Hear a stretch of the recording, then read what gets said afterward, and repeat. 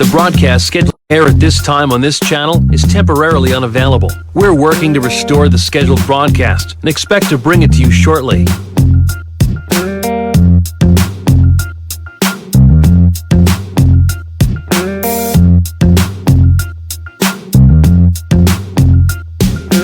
We apologize for this disruption in our regular programming. Thanks for your patience. We'll return to our scheduled show as soon as we can.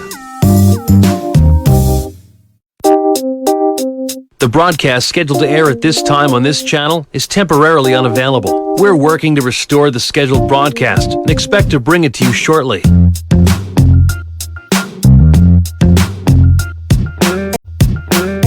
Release scheduled for this. Shit. Eat it. What the? No ambiguity. No. Release scheduled for this time.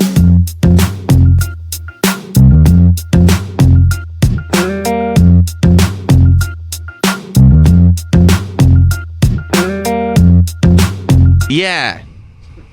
It's a great thing to do. Because there's no way of getting around it. Oh, no, I didn't mean it like that. There's no ambiguity. No. It's like, you're just a piece of shit. Because there's no redeeming quality to it either. No. What do you do with a piece of shit? Eat it. Well, that's okay. Maybe there is some redeeming, a little nutritional value, I suppose.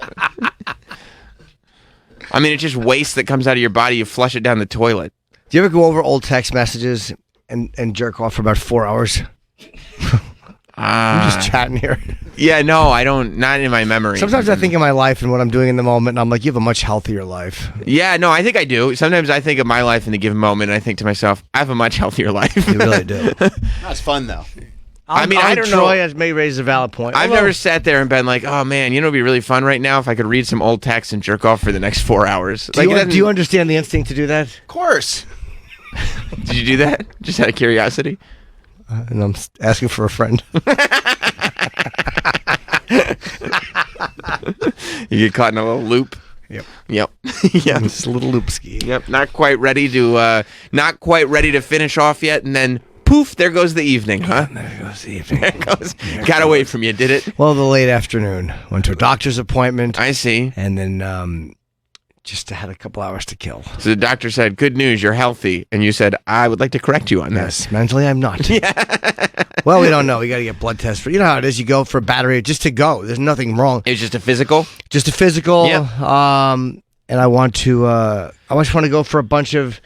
Because I told you that friend of mine who has cancer. It freaks me out. I want to go for screenings, and I'm freaked out. Yeah, you just go and get everything checked. Everything checked, man. Makes you feel better. Yeah, did the old finger.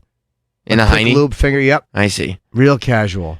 I've gone to the And I had doctor. taken a dump before I went too, so I felt bad. I forgot he was going to do that. Maybe just in case everything wasn't It cleaned was out. not a good presentation at all. Oh, gosh. It was almost like I handed him a bowl, but I had just eaten chocolate ice cream out of it.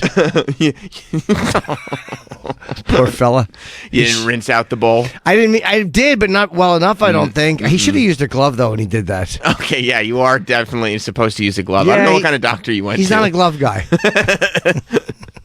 You could just get more, he said. Because he likes to scrape under the fingernail to get a little bit more of a... Well, they have to wipe it on a thing, and then I heard... Oh, jeez. It's disgusting. Yeah, that's not good.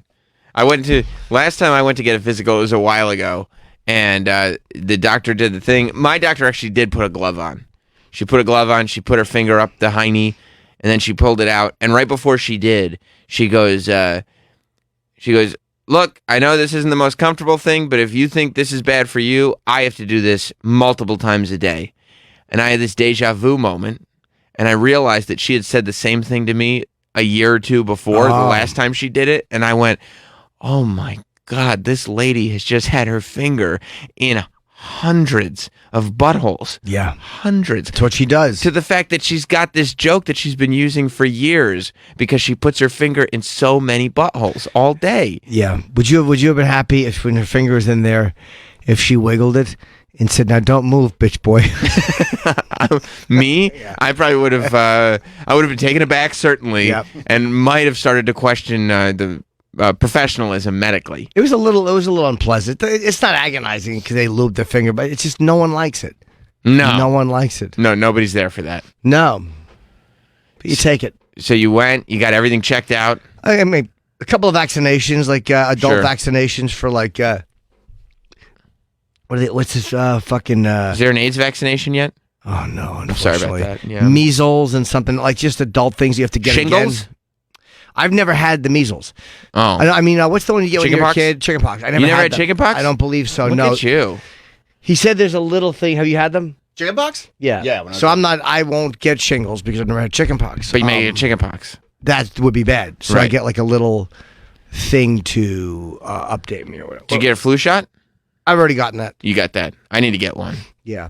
And These then anti-vaccination people. He's telling me that Oh, we're seeing my. measles and mumps, measles and German measles, things they haven't seen in decades. These fucking anti-vaccine assholes, it's such idiots. Yeah. These measles are coming back, you stupid asses. I never understand it. Look, the people who have kids are the ones that I will never understand being anti-vaxxers. It's one thing when you really like Ugh.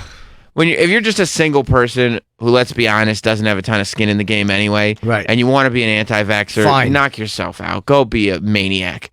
But when you got kids and you're sending them to school and they're all just, I mean, it's the germiest thing you've ever seen in your life, and you think like, oh, I'm going to avoid whatever you're avoiding with anti-vaxxing and just bring back polio for everybody.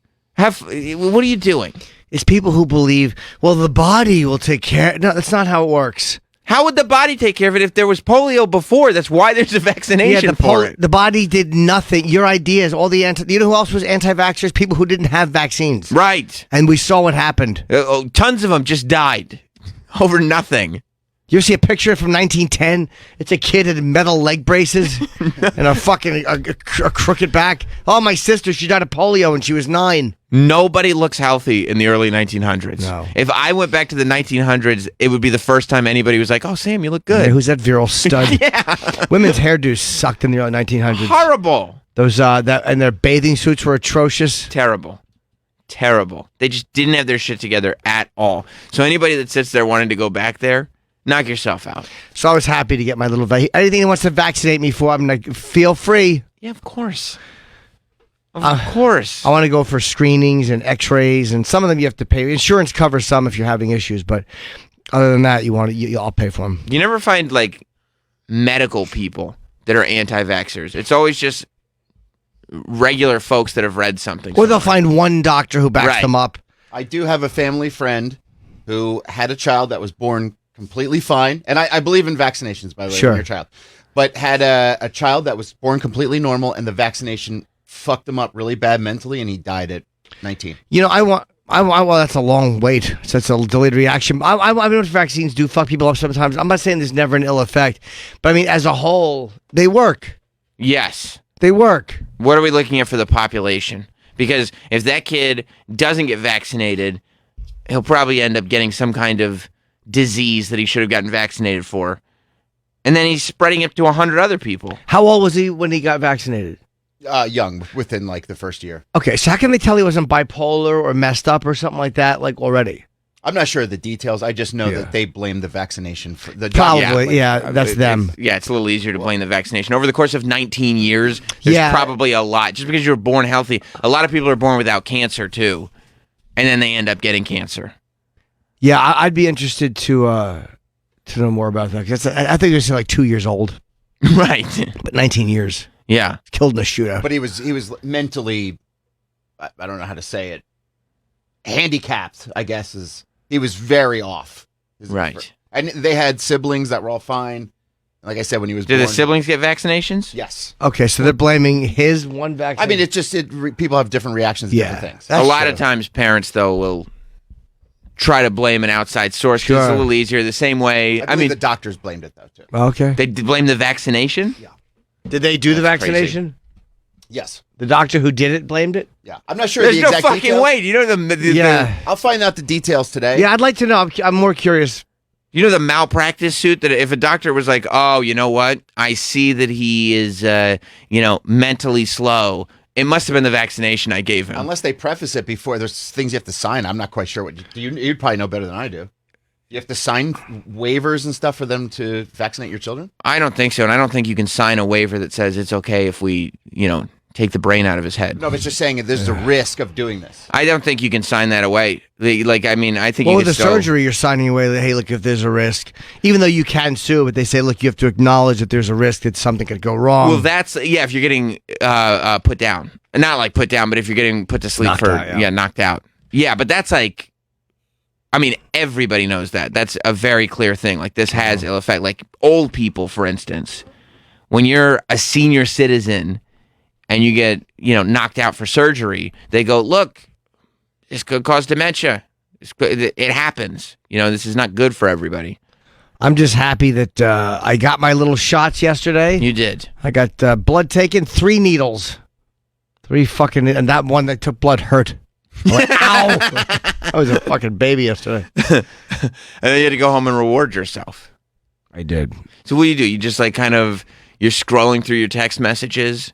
Sure. And you go like, oh, I haven't read this in a while. What were we even or talking you about? search for key phrases or keywords in your search thing. Is that what you did? Perhaps. Now, when you search for keywords or phrases, are you thinking of a specific conversation you had, or are you just like, I'd like to read it? Because you have so many filthy conversations. I don't know. Not as much anymore. I have some now, but not. I've really fucking waned off on it. Right. At a point, it was literally all day, every day, correct? I was back in 2016. Right. So a couple years ago. But you still have all those text conversations. Most of them. Some I've deleted. Some I have. Right. Just, the same way we keep our favorite porn or whatever. But I would go through things where I take them off the phone, too. Just so you didn't have access to it all the time. Just like, what are you going to do? So, do you go searching for a specific conversation, or is it a topic that has come up in multiple conversations, Sure. and you're like, I'd like to look more into this topic? Yeah. It's the topic. Yeah, kind of, and it will just, or the phrase will come up in multiple. But you like that phrase, so you're like, I'd like to read some conversations about that phrase. Yeah. I see. And you go in and you're like, oh, that's a good use of that phrase. Yeah, okay. And then you just start, getting into your reading material and you get lost in it for a little while. Yeah. Do you sit there and you're scrolling up and you look at the little bar that's going up and down and you realize, oh my God, there's so much more to scroll up. This is a very long conversation. Yeah, and there's pictures. And it's like, Oh, wow. let's see here. Search, read, tug, tug, tug. Search, read, tug, tug, tug, tug, tug, tug. So this is that this person, Troy? Yeah, I'm just trying to read out. That's him. Oh, okay. Don't mention his No, I of won't course say not. his name. And by the way, it's horrible. It sounds like it's horrible what happened to him and his family. Oh, he had something to do with seizures as well. Okay. Everything was absolutely normal To say until he was 8 months. possible mental retardation. The diagnosis was developmental delay and put to mental retardation. Yeah, I don't know. Look, again, I'm not a fucking doctor. I don't know what happened with this guy. Like, if it really was something that the vaccination, look, with vaccinations, are there bad batches? That's about to ask Can they you. get tainted? Can something get it? It's almost like when you get a needle, if there's an air bubble in it, it fucks you up. Right. Exactly. And is that the fault of the vaccination, or is it maybe a bad doctor, or, Right. Or is it 8 months when something, I don't know. But how am I going to speculate? I have no idea. Mike in Ohio, let's talk about it. I don't know anything about it. What's going on, Mike? Hey, I have a friend of mine, their daughter was hurt by the HPV vaccine, which a lot of people are. But, like, my kid's pediatrician said that she would not treat any kids that were not vaccinated because she didn't want to get anything herself. And, like, you mentioned that if you get something, then you spread it to 50 other people. Well, if you truly believe in vaccinations, and your kid's been vaccinated, you shouldn't have anything to worry about whether, why would you give a fuck if anybody's been vaccinated or not if you've had yours? Yeah, I mean, when the doctor says she wouldn't see kids that weren't vaccinated Because she if you- believes so strongly in them. If you've been vaccinated, it's to protect you from getting it. It's not out there, right? But if somebody's not vaccinated Right. and they have a very strong case of something, things can get past the vaccination. The point is everybody gets vaccinated, and that way that strong strain Right. of whatever sickness is just not around anymore. The point is to eliminate the sickness altogether. And I know he's saying if you're vaccinated, what do you care for? Because you're not going to get it.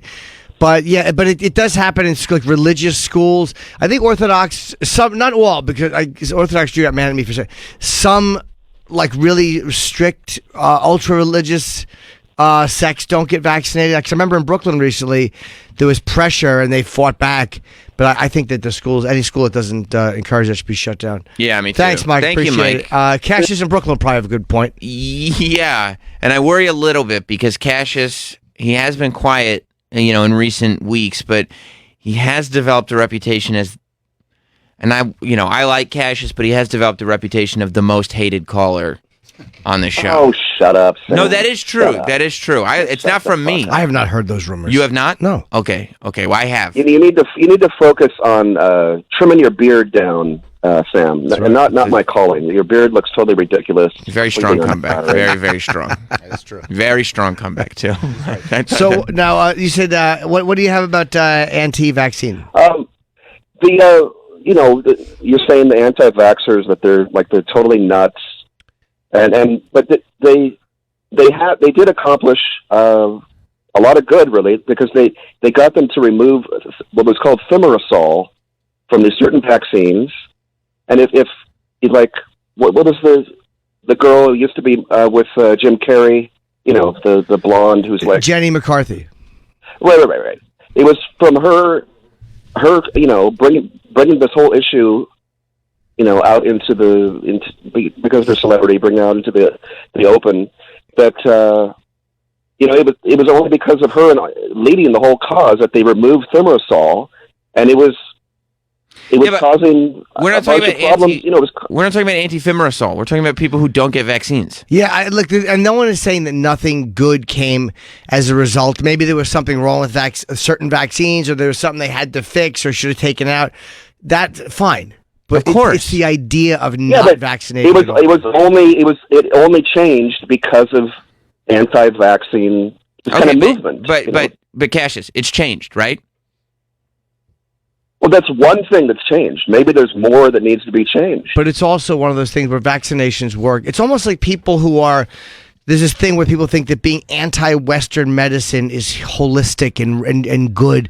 They're like, oh, doctors, what are they? And I'll have a strawberry, and it's like it doesn't work. No, I totally they agree lost with Steve you there. Jobs because of it.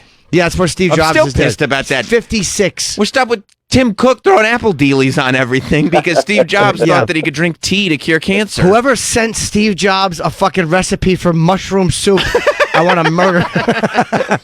All right, Cassius, thank you. I appreciate it. Thanks a lot. Okay, right. Look, maybe there was something that was in vaccines that need to be fixed, but the whole idea of not doing it is crazy. Yeah, I don't think anybody can sit there and be like, okay, well, clearly this is perfect, right? Especially because none of us are doctors. But it works. We're all just It talking out our stopped it. asses anyway. But yes, I mean, how many kids with polio? At the end of the 7. day, okay, 7 kids with polio. That really fucks my argument. It's really tough. I'm sorry, I thought I was helping you. No, it's tough. Maybe we can get tough. Dr. Steve on the phone.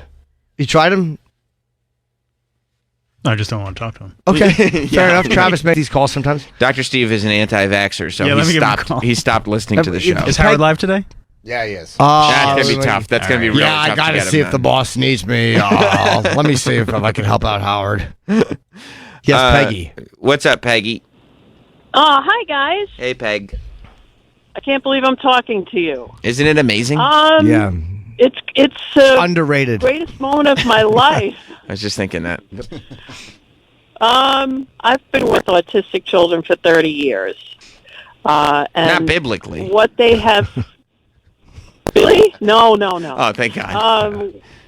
What they have found is that their brains go through a growth spurt 18 months anyway. So they are born looking okay. Their brains go through a growth spurt. All kids do. But in their case, it goes wrong. Their brain doesn't develop the right way. That's the same time that these kids get the vaccinations. It's kind of a coincidence. Oh, okay. So that's what they found with the whole Jenny McCarthy. And Your I phone's think it's fucking up a little extremely- bit, Peggy, but we totally know. Okay. Well, does she have kids that are autistic? Is that what started the whole thing, or does she just was not worried about it? I think it got really complicated because she doesn't really talk about it at all anymore. And I like Jenny, but I don't think she talks about it at all anymore. She kind of got off it. Yeah, because I think... I don't know, and I don't want to fuck up the story either. She realized there's bubonic plague in New Jersey. Yeah, because she doesn't... Yeah, she's not... It's not... She doesn't campaign for it at all anymore. And I don't know, too, if... was something where her son was misdiagnosed with autism or something like that. I'm not 100%. So How many kids does she have?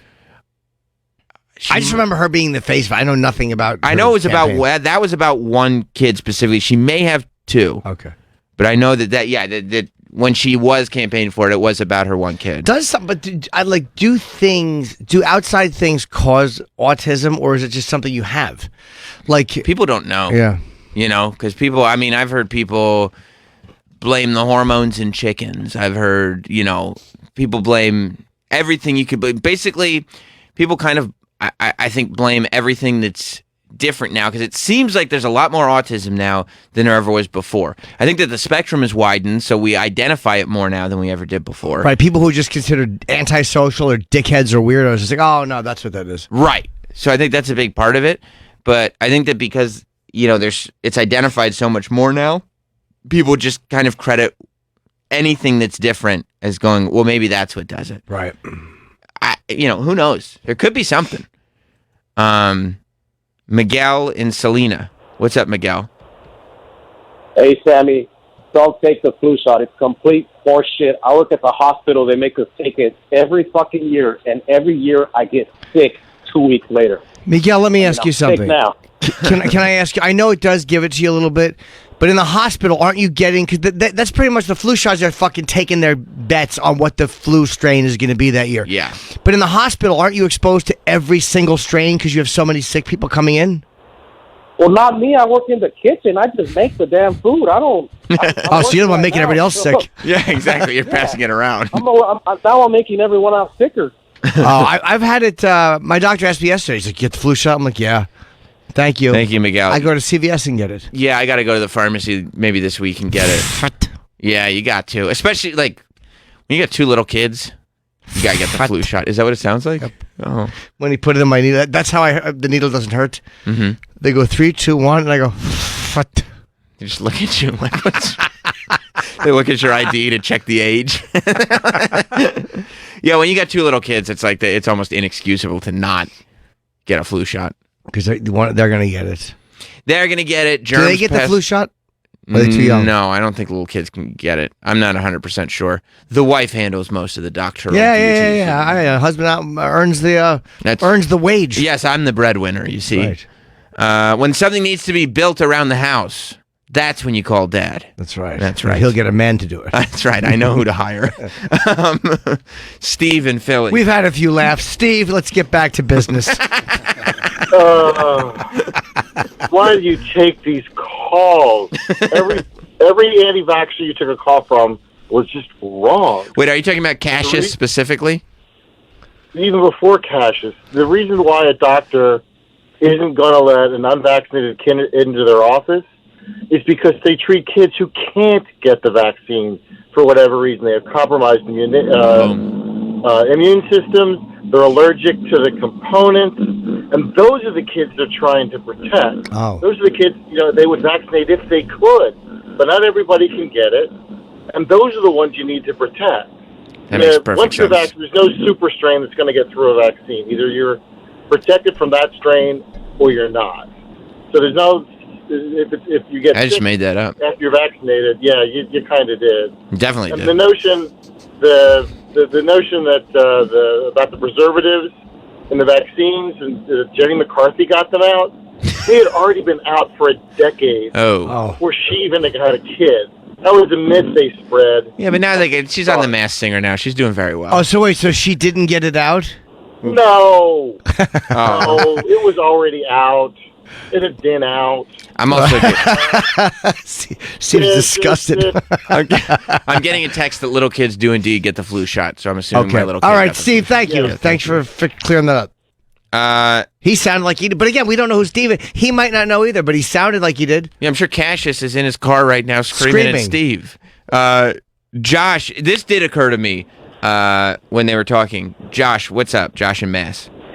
So I'm going to tell you why doctors will treat anybody. But first of all, the little kids do get the flu shot. It's a nasal spray. It's not a shot. Oh. So with that being said, a doctor is not going to refuse to treat anybody for any reason. They take a Hippocratic oath that they that's cannot what I thought. refuse Yeah. anybody.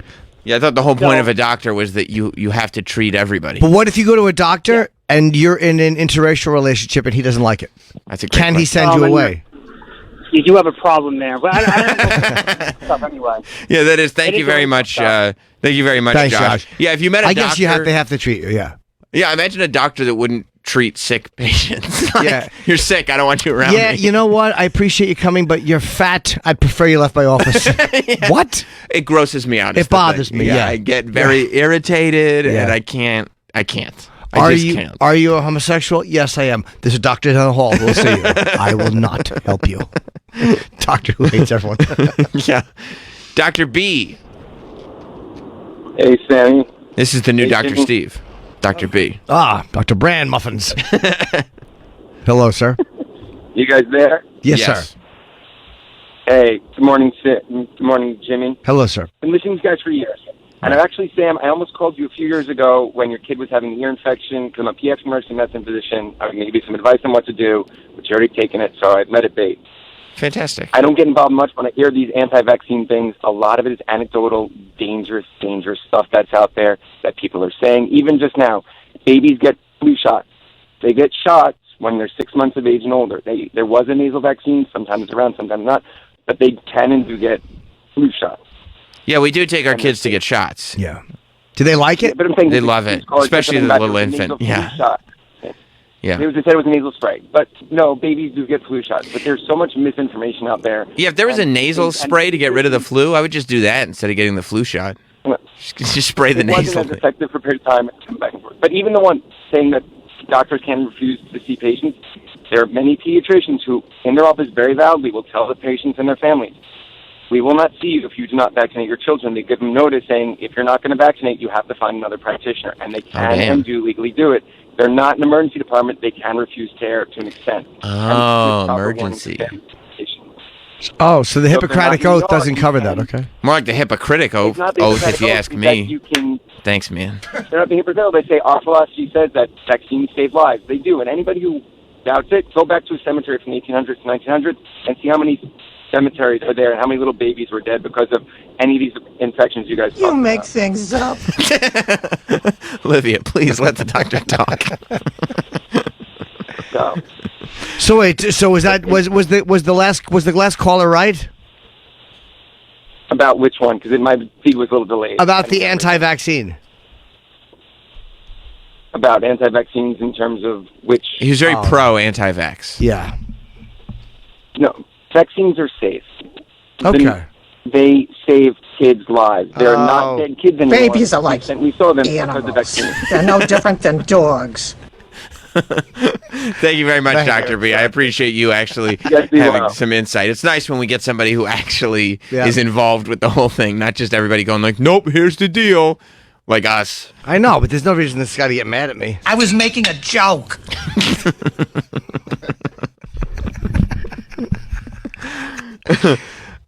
Spencer in Boston. What's up, Spencer? Hey, Gutter Sammy. I want to check in on.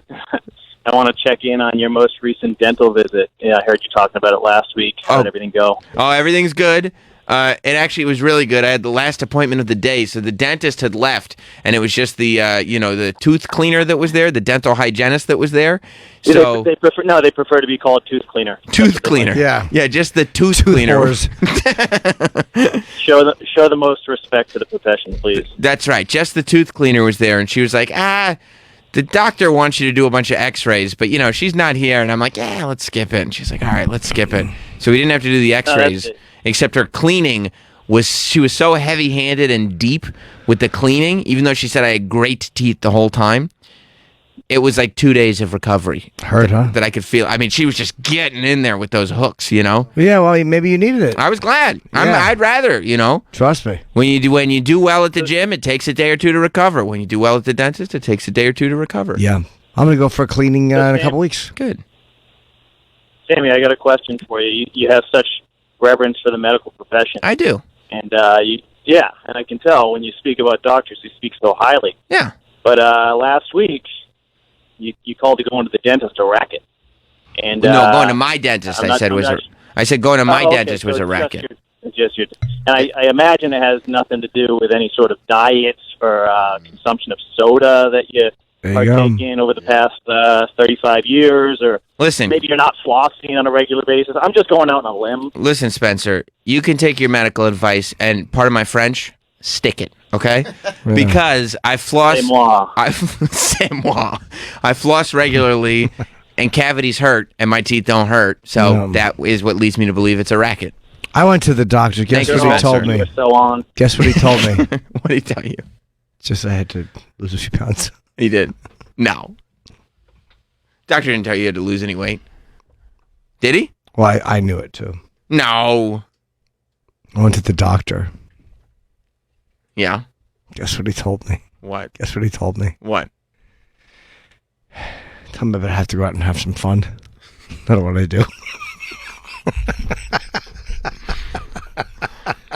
Boo. Oh, I don't know why everybody's getting so mad at me. I was making a joke.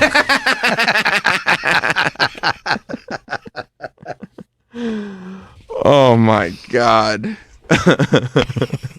Oh, she's the best. She's the best. One of the great characters of all time. Ever. Best mother-in-law type of person in television history. Yeah. Livia Soprano. Yeah. Oh, the mesquite makes the sausages taste peculiar. What a great thing to say. When Tony finds out that she might have implied that maybe he should be killed. Yeah. And you never really know. You never really know if she knew or she was going a little batty. Right. Was she So going good. batty? And then she has that look in her eyes where you're like, oh, she knew. Like, you kind of see what Tony sees, where you're like, oh, the mother knew, but then you never really hear her say anything. Then she looks so nuts, like she Right. can't believe he's saying this to her. Right. Yeah, no, it's just so well done. I like that. I like that The Sopranos leaves so much stuff up in the air. You know? Pine Barrens. David Chase explained that one to me. What did he say? He said the guy survived. Well, yeah. He said the guy Took survived. the car. Of course he did. Well, he said some Boy Scouts found him. And some Boy Scouts found him. He had ID on him. And he was sent back. He was deported back to Russia. Or wherever he was from. But that never came out in the show. No. He said he just knew it in his head. And what happened to the car? He didn't mention the car. So he just shut you up. All right, look, he had this whole story. I would love to sit down with him and say, who took the car? Pal? Huh? Who the fuck took the car? He's like, I don't know, man. Scout leader. What do you want from me?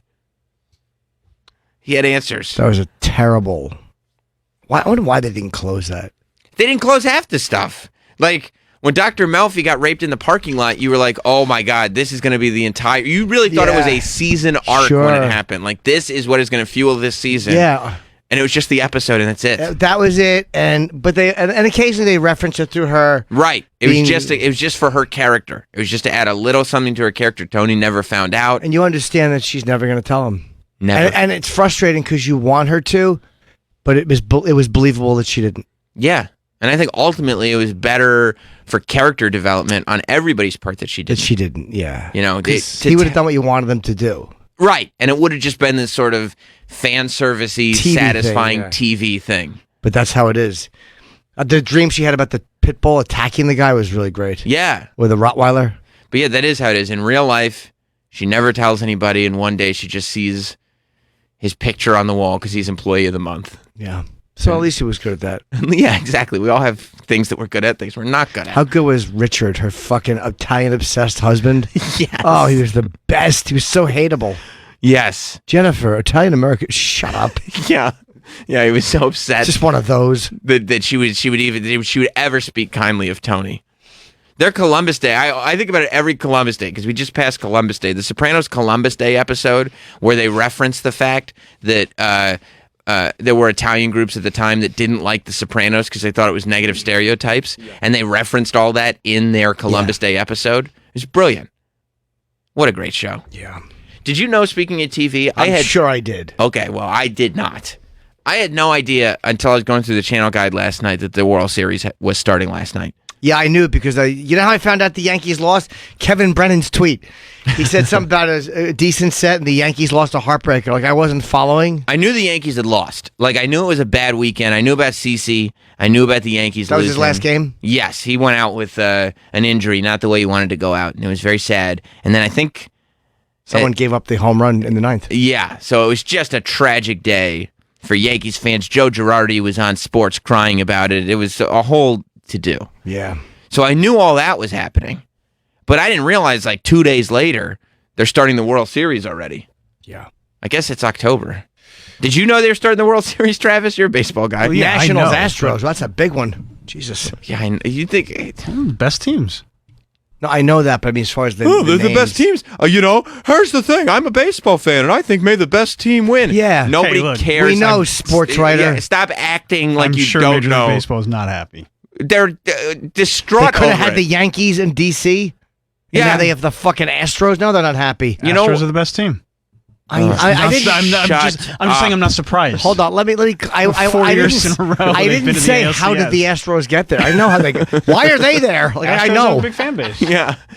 Not like the Yankees. They don't have a big fan I think base they have a outside bigger of fan base than Houston. the Yankees. Houston is a big city. That's why the Astros have a big fan base. Yeah. By the way, let's talk to Major League Baseball. Who would you rather see in the World Series? Washington, New York, or Houston, Washington? Whoever's the best team. Yeah. I love that Washington's in it because it's a year I after don't Bryce mind Harper that. left. What do you think's going to sell more hats? Exactly. How are they going to sell more commercials? I didn't even know the fucking Astros were in the American League now. I know it happened years ago. I forgot. Long time ago. Not a long time ago, but How many years ago? like within the last decade, I think. Yeah. Are you excited about the World Series? Do you have World Series fever? Yeah, the best team. You singing I don't Fall know, Out World Boy? Series fever. Yeah. Yeah, I'm singing Fallout Boy. You trying to light them up? Oh, God. So you do not have World Series fever? No, but I'm rooting for I the hope Astros. Washington wins. It's weird that you don't have World Series fever, even is though the best teams are there. Yeah. I didn't like his goody two-shoe answer. Well, I don't think Jim, I Washington, got to correct you on that one. They're the best team. Washington's not necessarily the best team, but Oh, no? No, but they're the hottest team in the playoffs. Who is the best team other than the Astros. I mean, Houston cuck. Who's the second best team that are not the Astros? I think the Dodgers should have been in the World Series, but they collapsed. Did they have Benny the Jet? Yeah. Oh, Did they collapse? Yeah. And what were they up? Were they up in the series?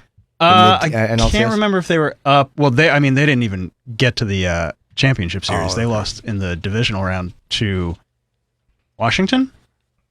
I don't remember. Who won last night? Who bested Washington? Houston. Oh no, Washington won last night. 5-4. Yeah. Was it an upset? What do you mean? Well, an upset is when a team that you don't expect to win. Yeah. No, I mean wins. like Or not, was- they've Or both an got upset is when you learn certain things. You're going to watch wrestling. An upset an is upset is when when you have two parents. yeah, an upset is when you think the theme song to Nitro is going to get played, but instead you just hear tires screeching. Yeah, exactly. And fucking screaming into a phone over a lawyer. I didn't know that's what you meant by upset. Yeah, that's okay, that's now I generally understand. what's considered. You have to apply an it to upset. things that I understand. I got you. I get it Okay. now. No, they All right. both got amazing pitching staffs. Like it could go either way. Oh, okay, so when you say you don't think Washington's the best team, it's not like how did they get there? It's like they're one of the best teams. Oh, absolutely. Oh, okay. 100%. Houston was up 2-0 too. In the first round, in the first inning. You watched, you know, right? You know, I'm looking at the. They were up 4-2 in the ninth against the Yankees, and they almost blew that. I know. It was an incredible last inning. Did the Orioles almost make it? I know you're an Orioles They were very fan. close. I think they were only like 50 or 60 games out. That's terrible. Yeah. Where's the goddamn Orioles? You ever see on Golden Pond? No. Sorry, bud. It's a very famous movie. I was watching. I went and saw that in the I've heard movies. of it. I've just never seen it. When I was a kid, I wanted to see this 3D monster movie, and my friend Robert and his mother were a little more educated than I was. That's and hard they to believe. wanted to see On Golden Pond. So we went and saw On Golden Pond about two old people watching a teenage boy. Triple Oscar winner. I mean, not at the time because we saw it in the theater. Of course. It's a fucking masterpiece. But were you a little bummed you didn't get to see 3D Monster No, movie? I loved it. You did, even Loved as a kid. it. Even as a 12-year-old, I That's loved great. On Golden Pond. Look at you. You cultured man. Hepburn, fucking Henry Fonda. Dabney Coleman is so underrated.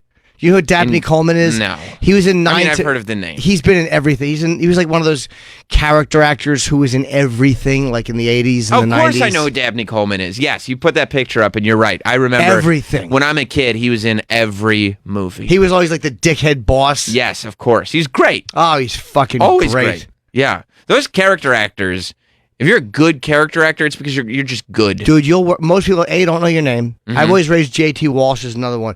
No one knows your name and everyone knows your face. Yeah. Yeah, it's awesome. Jane Fonda's in this, that's right. And the kid who played Billy, Doug McKeon, I think never went on to do anything. Wow. It's crazy. Like young kids sometimes in movies, 13-year-olds or Not the best thing. Danny Lloyd from The Shining, they don't go on to do bigger things. Yeah, because it's like when you're a kid, it's one thing, but that doesn't mean you're going to grow up and be a great actor. Tanner Boyle from the Bad News Bears. What the fuck happened? That kid was my idol. Right. I saw Bad News Bears in the theater. He was, what was it, 77? 76? He was my fucking hero. And then you realize Tanner is more of a girl's name anyway, so. I didn't know that at the time. Yeah, unfortunately. But in the 70s, maybe not so much. Early 70s, mid-70s. What year was the Bad News Bears? 76? 76, but by the time he's an adult, we're now into the early 80s. We're not looking for guys named Tanner, you know? Yeah. Hey, Yankees! He gives him the finger and throws the trophy. I thought he was the fucking cool. Oh, he throws the trophy and then Lupus gives it. That was the greatest fucking film. I like the remake. I'm babbling. Me too. Remake's better. Me Remake's too. I don't Remake's disagree. a little better because it's a little bit. I like a movie like that that's a little more palatable. You know what I mean? I look for Tanner. Tanner Boyle. Bad News Bears TV show too, right? I don't remember the TV show. Yes, it did spin off. Feldman was in that. I think they only did like one season though. 79 though, so it was still before everything got ruined. What was Tanner Boyle's real name? Before everything got ruined. Yeah. Back in my day. Yeah. Well, I mean, on TV they were funnier. No, of course. They were Chris better. Barnes? Yeah, that's right. Although I knew that. they didn't have Curb back then. No, but they didn't have HBO or cable. HBO. HBO. I'm in season 9 of Curb. I liked it. No. I play Jim the Funny Mailman. Chris Barnes was in 2 movies. The first 2, huh? Bad News Bears. Bad News Bears and Breaking Is that Training. all he did? That's all he did. That's so crazy. And that. Some TV shows, but Oh that was yeah, it. look at that. There's little tiny Corey Feldman in Bad News Bears, the TV show. Can you look up Chris Barnes? I would love to interview him someday and go, did you get sick of acting? Did you wait too long before you went on an audition? Whoa. Oh. Speaking of child stars. Yes. This is the man Hi, guys. that we can ask. Ladies and gentlemen, remote controls Colin Quinn That's right. Welcome. Thanks, guys. has entered the studio. We're talking about Tanner Boyle from the Bad News Bears. Technically, we're talking about Chris Barnes. Chris Barnes. Yes. I don't know who either of those people are. You don't saw know the Tanner Bad News Boyle? Bears? I sure did. I saw the original. Me too, in the the real theater. skinny guy with the long hair. No, that's Kelly Leak. Ooh. I forget his real name. How could you confuse that, Colin? Yeah, I didn't know Kelly Leak myself. Yeah, that was the name. That was the name of the movie. I think. What was? In the movie, Kelly Leak. Oh, okay. That was the character's name. Yeah, I you don't remember his said. real I name. see. I see. Jackie something. His real name. He was in Yes, Watchmen. that's right. Oh, no. I'm seeing something. This is not good, Jim. Jackie, what happened? He died? Chris Barnes, he went on. Oh, I know. In Vietnam. Barnes. He went on. No, that's Sergeant Barnes. He went on to be a recording artist, and it looks like based on this album cover, and I'm only basing it on an album cover. Looks like, yeah. He might be going by Bad News, Chris Barnes. Oh, like, that's based on, I hate to be the oldest person ever, but I am all the time. Bad News Marvin Barnes was a famous basketball player, Bad News Barnes. Except it is also a tie into Bad News Bears, because he's in the film Bad News So I Bears. guess it makes sense for him. It does make sense. You but can't yeah. really argue with that. Okay. You can't argue with your it, Sam. element. You're not all putting right. him on your 100 worst bands or whatever that list was yesterday. It was Although I thoroughly. was happy. You know how much joy it brought me to see Kiss made the list. I didn't care for it at all. No, he objected. I was very annoyed. He saw Kiss was on the list, and he wanted to make sure the audience knew he had nothing to do with making that list. Oh, Kiss was on the list is also one of Jim's favorite songs. That's fucking Hall & Oates. That's It's right. a great song. That's right. God, it's one of the worst. Make Hall My & Dreams Oates- Come True. Do you like that one? Hall & Oates has some of the worst songs ever written. As good as they could sing, that's how bad some of them. How about, do you like Make My Dreams Come True? No, that's Make a My Dream. I don't like when they go Make a. I don't like that either. So annoying. Why not add a little syllable for Yeah. fun? How come they didn't make the 100? What's that? You don't like a little syllable No. being added for How fun? about hoo hoo hoo hoo hoo? That part? Is that on the same song? It is. I don't remember. I got to tell you, I wish you'd been here when we made this list because, I in would've hindsight, enjoyed it. Hall & Oates should have been on the list. Billy Joel should not be on the Billy list. should be on too. So you think Billy stays? Oh, is he on? He's on. Oh, Yeah, he's I on. like this list more and more. He's tried for years to ruin Billy Joel for me. And occasionally, something will happen. I'll go, oh, fuck. Tell her about it. I can't enjoy anymore. How could you help that? How do you feel about taking Red Hot Chili Peppers off the list and adding Hall & Oates on? I don't believe in amending the list once it's been made. No. I don't think so. Yeah.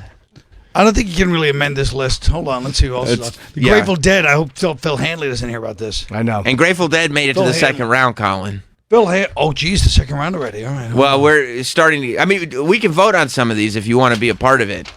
Yeah, I'll go either way. We. That's what I've said my whole life. I'm glad we're keeping up to speed. We're deep into our worst bands ever tournament. It's gotten a lot of controversy. Earl Douglas from the Bennington Show, very pissed that U2 is on the list. Yeah, I'm not happy. Ian Fidance, very pissed about 311. Jeez, I don't even know any of their songs. 311. Yeah, you've heard the one. This one you heard. Well, I don't think you. I'll say one thing just because I like to criticize everything. Mm-hmm. I don't like that bands like U2 and 311 are on the same list because one's a one-hit wonder and one's a mega hit. 311 has Troy says 311 has 4 great albums. Troy looks like half the bass players on this list. Troy looks like he could be in Good Charlotte combined with 311 and Three Doors Down. That's a really strong point, actually. Well, yeah. U2, you're all right, though. U2 didn't make it past the first round. I'm happy U2 didn't. I'm angry that the Smiths are on the list, to be honest with you. I think as we go in and research it, the Smiths making the list, a lot of that had to do with the fact that they're Troy's favorite band. And my God. I think Travis wanted to get under Troy's skin with that addition. There's a couple in here. Well, that's the problem. The corruption, it's everywhere. And just the fact that he has to do that to get under his skin, we're trying to make a serious list. But you don't mind that Kiss is on the list? Kiss, I'm happy, and you too. I hate to say it, I'm Irish, but Yeah, no. they definitely are suspect in a lot of their tunes. But you're not a big Kiss fan? Kiss? Yeah. No, they have a couple of good songs. Beth was a good song, but they belong on this list. I disagree. Originally it was going to be Beck, but thank God Gene Simmons stepped in and said, "Why don't you make it Beth?" Oh, I thought Beck was going to be on the list. No. It's the name of the song, Beck. No, it was the way Gene Simmons took Why would credit. they say Beck? Well, it was the way Gene Simmons Beck. wanted to What take can I credit do? for Peter Criss's one hit, and he said actually, Gene wanted to take a little more credit for that himself. Sure. You think he's entitled, Jim? If the God of Thunder wants credit, he should get it. The God of Thunder. Can you imagine 11-year-old Jim worshiping God of Thunder? Just his life, just an endless circle of horrible, an idiot in school, and coming home, listening to Kiss, and then watching the Bad News Bears. So you're forgetting one little tick in the clock, blowing everyone in the neighborhood. Monster Rain. Yeah. The only thing popular about Jim as a child was his mouth. Yeah. He had to go home. Well, you gotta have something, man. It's true. I remember crying because I had an argument with my uncle, and he was telling me Kiss sucks, and I was probably 8, and I just remember crying. This is your uncle. Yeah, Kiss sucks. Yep. He was telling me that they sucked. And I was, How old was he? He was like probably a couple years old. He's 2 years older. One time, me and my high school girlfriend were on the train going to see Neil Young, and there's some kid across from us, like a lonely kid by himself with all this REO Speedwagon stuff. And she goes, "Where are you going?" We're going to Neil Young. We're all on the train in Brooklyn. And she goes, "Where are you going?" He goes, "REO Speedwagon." She goes, "They suck." She ruined his whole concert. Yeah. Way to take the wind out of someone's sails. You know what I mean? We go on competing concerts? Yeah. New York was wild back then. We were going to the Garden. He was going to the Palladium. Oh, I see. You can look it up. When was REO Speedwagon at the Palladium? If you doubt my authenticity. Look, you look that up. I would like to see the date of because Neil Young's probably been at the Garden. Stuck to a band that you're saying I'm going to see. There's really no getting out of that. It's one thing. Frankie, it's Summer hot of on the train. 77, yeah. 77. We're That was the coming day from before my Coney Island. birthday. Nice. Day before Jim's birthday. Yeah, Yeah, that's we're right. celebrating on the train, smoking. That's so great. So 19. Okay, yeah, that makes sense. Yeah, 1977. They Just the boy. suck.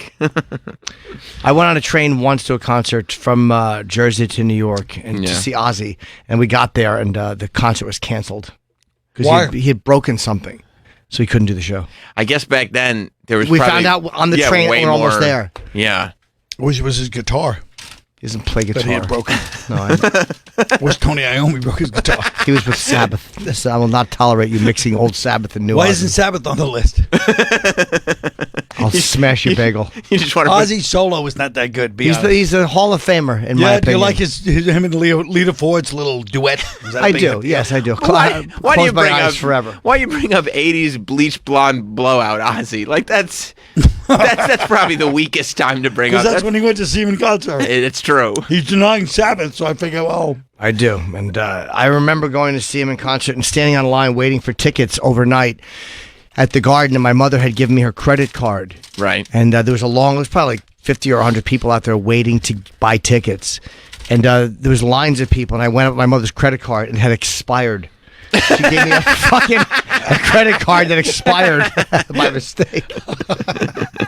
Were you embarrassed? Oh, was I fuming? Did you have an alternative payment But plan? I want to go see Ozzy. I was so fucking ruined. And they're like, I'm sorry, kid. Yeah, no, this is no good. I'm like, bye. Oh, It was like Rupert Pupkin. I had to go home. Bye. I had to go home with no tickets. Yeah, do you have another know card? No. Do you know how happy they probably were too? They turned somebody down. Yeah, they probably love that. They're just like, sorry, it's expired. They must love watching. It's the only faces drop. joy. It's like those ticket, like the scan the barcode at concerts. Like when the barcode goes off and it goes, and it's a fake ticket. You know how much joy it must bring them to go. No, you can't. You got ripped off on Craigslist. In fact, we had fake tickets for Neil Young that night. My girlfriend was like an artist. So we had fake tickets. She made them? She made fake tickets. Wow. Back in the days when, you had no computer. She made them. We get to the concert. We get past 3 people till finally, as we're getting close to the seats, the guy goes, no, these are good, by the way.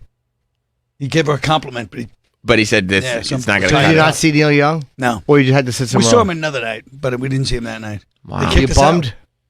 I was bummed, but, in those days I didn't care that much. I was bummed, but, they were fake tickets. We got past 3 levels. I was impressed. She got past 3 levels. That's because you're greedy, and you should have just sat somewhere else. Like you guys got greedy, tried to get on the floor. No. These were just tickets to the whole thing. Like general admission. General admission, fake tickets. Yeah. Yeah. You mean 3 levels of security, not 3 Yeah, levels 3 levels of security. Yeah. Jim misunderstood me. It's okay. It happens. Yeah, I've never. He wanted to attack my personage so badly that he couldn't. He listened to the story. He just wanted to see which of the 7 deadly sins he could accuse me of. And greed came up. Avarice came up immediately. Yeah. He couldn't find one though. It's Not true. there. I just like the idea of Jim and Rupert Pupkin going, pulling from some payphone back to New Jersey, like Rupert. I think I did call home too. I think I did from New Jersey. I to He was like Jersey. De Niro in Goodfellas, just slamming the payphone down. By the way, can we say De Niro, the greatest actor, we love him. How much did he ruin Joker almost? You didn't like him in Joker? I liked him in Joker. I He thought was he like did a thug. He wasn't like a talk show host. No, I thought he did a different. He was better at it than I thought he'd be. He did a good job. You don't think he was like a '70s talk show host You that guys wasn't like are trying really so hard? Retarded. Oh, you can't. That's it. We don't use that type I'm sorry, of language, but Colin. that's just ridiculous. He was like, "Hey," it was like a union. He was like a shop steward. Hey, you listen to me. This show's the greatest. And by the way, folks, it was like a grown Rupert. It was like old Rupert. Well, it was Gotham City. Everybody has a little bit of an edge to them. Yeah, I mean, I guess I could go with that a little bit. Did you but like it's- the movie? I thought it was great. I thought Joaquin Phoenix was amazing. Plus, He was. he's the type of talk show host that just finds a set of a comic doing poorly at a comedy club and just plays it because it's funny. I feel like they didn't even have I don't feel like they didn't even have VHS in 1981 though. Is that the year it took place? Or Yeah. was it How do we know what year it was? I forget, but somebody said it. In a review I read about it. I also think that that's right. Like, I don't think they had like closed circuit VHS tapes of every comedy set in 1981. No, they didn't. They also didn't have superheroes. That's actually a great point. Fucking idiots. No, you're telling me there wasn't a psychopathic clown that was going off to fight Batman in the future? Yeah, Norm had a very funny tweet about the bands of hedge fund people on the train. Oh, yes. That's the one part that annoyed me. That was a big gang thing back in the day. Yeah, it was. Yes. Yeah. Were you guys worried about that when you were going to the concert? Were you like, oh, I hope no Wall Street guys jump on the train? And... Well, yeah, because it was the Decepticons was one of the big gangs, and homicides, Right. and the Goldman Sachs interns. The only reason I forgave it, because it did annoy me, was because later they were considered fine guys. Like, they're these good citizens. I was like, "Alright." It wouldn't have, the story wouldn't have worked. If they were shit, yeah. Yeah, if they were shitty people. Yeah. Yeah. But I thought it was really good. Yeah. And I did not mind Mr. De Niro's portrayal. No, I didn't either. I actually liked it. He was different than I thought he'd be. I spoke to my cousin Timothy Gage, and he said we were arguing, we were both agreeing last night how De Niro was wrong. And I said, who the hell could have played that part? And he said, Tom Papa. And I said, you're right. Tom Papa could have done it. Yeah, it's just because you want to see Tom shot in the mouth. Tom might not bring the kind of clout that De Niro has. I'm agreeing with that. You think so? Yeah. Yeah, but he did need to be a little bit mean. I know, but he didn't need to be thuggy. It's supposed to be a talk show. It's like a smooth. In the 70s, they had to be even smoother. No, I guess that's true. Johnny Carson wasn't like, hey, how you doing? Dick Cavett wasn't like, Talking to me? Yeah. Yeah, no. It was like Rupert doing his Remember at the beginning, folks, I want to show you a set that I watched the other night. This guy, I don't know. Maybe there's more Rupert in De Niro than any of us realize. Good point. You know what I mean? He loves comedy. Maybe he does just want to be that comedian talk show host guy. Yeah. But then again, in real talk shows, you couldn't just show up in clown makeup and then put you on. No, I mean the whole. We're not talking about him. We're talking about De Niro. Quit trying to change the subject because you're in the Irishman. You don't want to ruin you. You already went to the premiere. I did. It was They're done fun. with you forever. What if there's a follow-up? What if there's Doesn't another? matter. Maybe somebody else saw Rickles. Follow-up. Irishman 2. Let's revisit the Rickles scene. Yeah, maybe Marty wants me in the family. By the way, it's true that Rickles would make a good movie. How funny. So funny, right? Yeah. Yeah, it'd be great, but I don't know if you're just going to do a Rickles movie. I don't know if Jim Norton is your Rickles guy for a scene. Sure. Not for a full biopic. I don't know about agree. that. You know. If I was in my 20s, Right. and I was Jim, Yeah. and I was in my 20s, I would literally have a outline and ready to pitch to Scorsese right now. Yeah, you would. Of course you would. Of course I would. Yeah. And I would have no shame about it whatsoever. I was thinking about so many things I did back then. I went to the Public Theater once, set up an appointment at the Public Theater, which is a big, in those days, that was a very prestigious Joseph Papp, you know.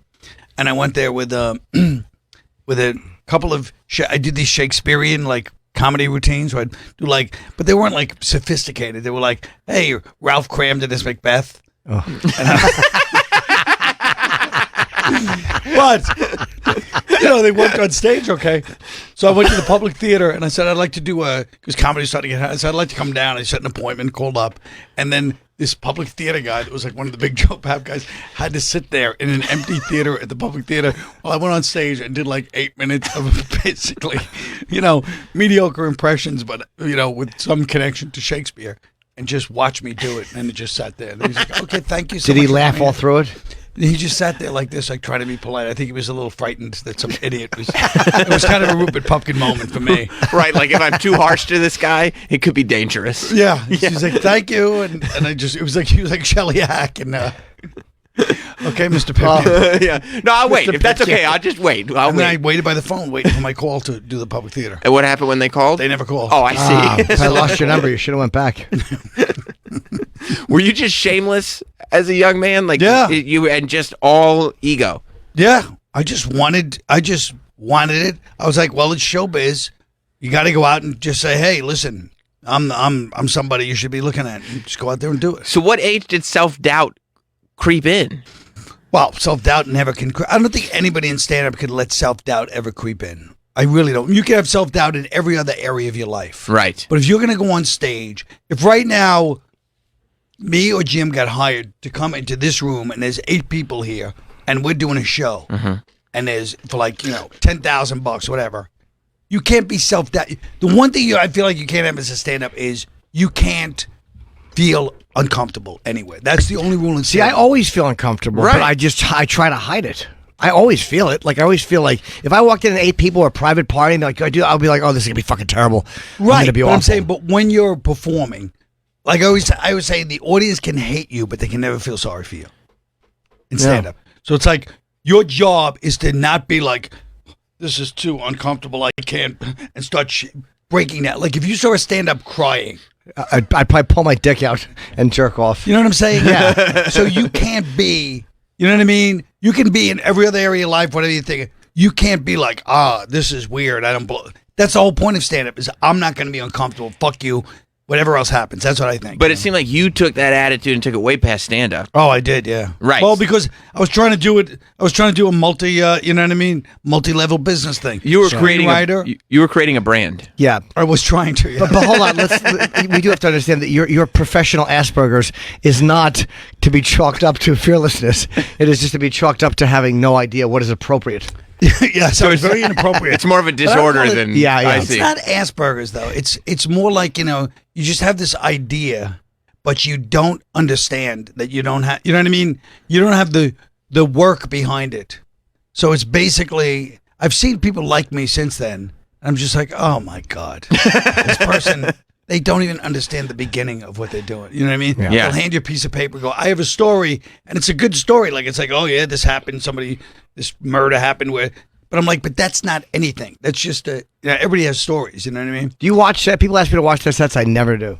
Not to be a dick, I'm just. If I like watching I don't comedy, ever but want. that's different. You will do it. I don't want them accusing me of stealing anything. You don't watch comedy. No, but I mean, Really? even read a script or whatever. Like, no, because if anything Well, you're ever not pops supposed up, to read scripts. No, because you do get accused of stealing for that. Yeah, I won't but do it. Stand-up is different. If it's I mean, you're talking about professional stand-ups, I'm not going to accuse you of stealing. No, but I'm saying somebody sends you something or emails you. Oh yeah, somebody that you Yeah. don't even that's not even a stand-up. Not yeah. a friend. I mean, somebody. If a guy I knew asked me, I'd watch. But right, somebody Yeah. sends me a tape or like, hey, there's a link. No way. But so, at what point did you realize I got to stop doing this dumb shit where I think I'm God's gift to everything? Like I'm a great stand-up. I need to just stick to what I'm good at. No, I still don't believe that. Okay. I believe that my scripts that I've been writing for many years. I mean, So just you're still that because- kid, No, but you're somehow putting it on me. right? Just because people don't make, I know.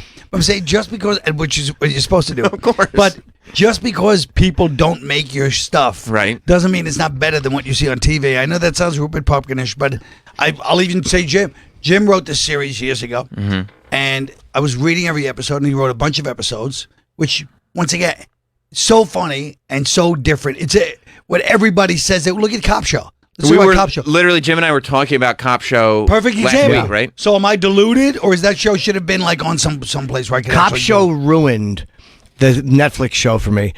What was the one about the Unbelievable? Unbelievable. It ruined it because the dialogue that he wrote, so it was so perfect to the fucking these hacky things cop shows do. The procedurals. Oh, it was where they're all shooting pool, talking about the case.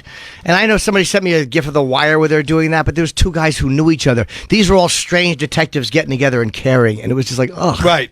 No, The Wire is one of the best shows ever written. Yeah. But so you never ever I'm going out on a limb saying that. Yeah, I know. It's Yeah, no, risky. it's It's a pretty cool. hot take. Yeah. Yeah. You ever see The Sopranos? I suck. I guess I just suck. Maybe I'm wrong. Maybe I do suck. Because you can't. Right. I feel like everybody in stand-up. Between you and a fucking audience member. If you're just sitting up there trying to lecture them on politics, But don't you it's like think you got to be funny with it? as a comedian, isn't it sometimes better to get an applause than a laugh? I always go for the applause. I like the applause Yeah. break. Tells me I'm on the right track. Exactly. It's better to be right than funny. That's what I always Absolutely. say. Especially for It's my job to educate the audience. That's right. That's right. That's what we count on comedians for. To educate. Oh, by the way, if anyone could see Colin, bagel, tea, Diet Coke, make up your mind. It's a constant fucking pouring. You know what? in of It's part of a treats. complete Good one. breakfast. Even his voice betrayed him on that one. He knew it was basically a soccer mom attempted a slam. He goes, bagel, tea, Diet Coke, and he actually lost volume. He goes, make up your mind. It wasn't a great slam, Like a it borderline horrible slam. Make up your mind. Like he thought if he listed the things, I get it. You would get to a punchline where it's like, got him, It's just and then it didn't arrive. But it's the visual But of just just bite, before you sip, get there- sip. Yeah. It enraged me. And now he went the other way. I did. I went He a went little bite, physical. zip, zip, and he acted them all out. I did. It was really hard. No, I get the visual. But it was is, better than the original. I mean, I added to it. Am I supposed to not add to it? He goes, bite, sip, sip. It was really one of the most annoying performances in a long time. Well, Jim also knows we have video now on the We do, SiriusXM yeah. app, so we have to do these visual We do. things. We have to because there's people watching on these cameras. Yeah, it's going to attract it's going to really attract the audience to the app. I got to see. Jim has started pantomiming a lot more on the show. yeah, because I want the video to take off. It's bringing true. It's a eyes. performance. Yeah, You know it's what I mean? bringing People eyes could to read the the app. transcript if they don't want to watch. That's right. I don't I like get the it. fact that your bagel's in the bag. That you haven't taken it out. That annoys me. There is Well, there's something a couple annoying reasons about for your it. method, but Well, one You reason, understood why it was annoying. I got you did what you were saying. I was perhaps annoyed. my delivery was horribly unfunny. However, you do understand what bothered The me. two beverages, the bagel in the bag, the whole It's just situation constant was, consumption. is bothersome. and there was never the constant consumption. I didn't know Ralph Nader was here. Anyway, no, but is it more annoying than your daily diva order for fucking mustard and eggs? I doubt it. I don't think that's a particularly diva order. I think that's a humble order. No, it's the way You order it's the the way working you order man. it that makes it a diva. What, when I tell them what I want and I slap their face? I'm sure the show's interns are very happy when a gentleman like me walks in with his own goddamn bagel. Yeah, they little probably do are. they know I'll be ordering more later from them. I like nothing better than the idea of sending them him on a run.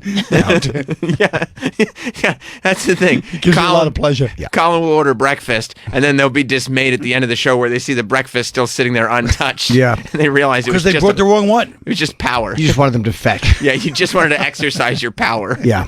It does make you feel like a king in a weird way. You can just say, bring my breakfast. Right. And they go and they fetch. Just listing items. Yeah. Maybe that's why you don't like it when they ask for money at the wrong time, because it's like when they ask for money, it's like you're taking the illusion out of it. I never mind that. I mean, I don't mind paying for the breakfast, but it's like, you know, and Rob's got to ask me. But it was just that one day I was walking in like a minute late, and he's at the door. He goes, "You get $40 for eggs." I'm like, "Sam's on the air." I'm going to be honest. I was a minute late. It was like, I wish I could bust your balls on that, but the timing was very poor on That was terrible. on that instance. Yeah. It was like, tell me the break or just write a note while I'm on. It's fine. Right. Go to the urinal next to me. Hey, pal, I got $40. By the way, they're doing some construction here. What's going on? It's I know. serious. Yeah. Can you imagine if they gave us that money? Good point. Whoa, you don't want to shake up the bosses too much. Yeah, Stuff like you're really that. speaking truth to power on that one. We're getting Who's dangerous. even in charge of Sirius? Is anyone in charge anymore? Yes. Who? Mel? No, Mel left years ago. Then who?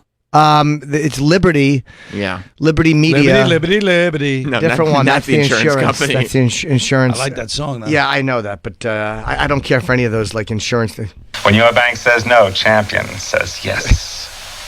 Best. Chris in Virginia, I mean, Colin, you've already done it. What's up, Chris?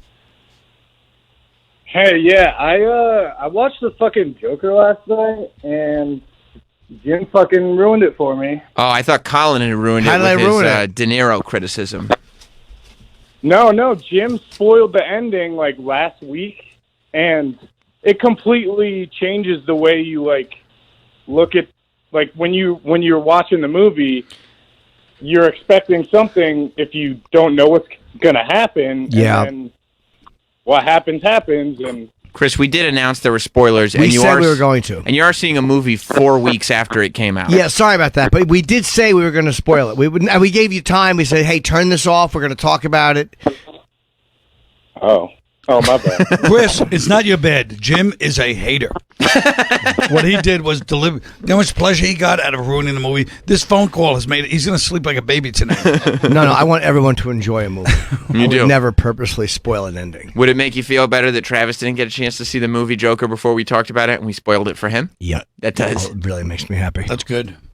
Did it spoil it for you, Travis? I kind of figured.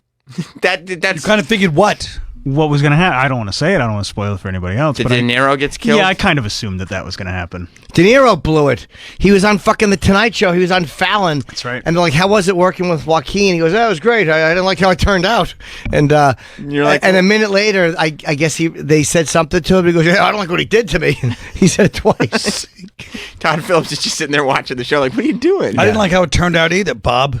Your performance. Well, I disagree.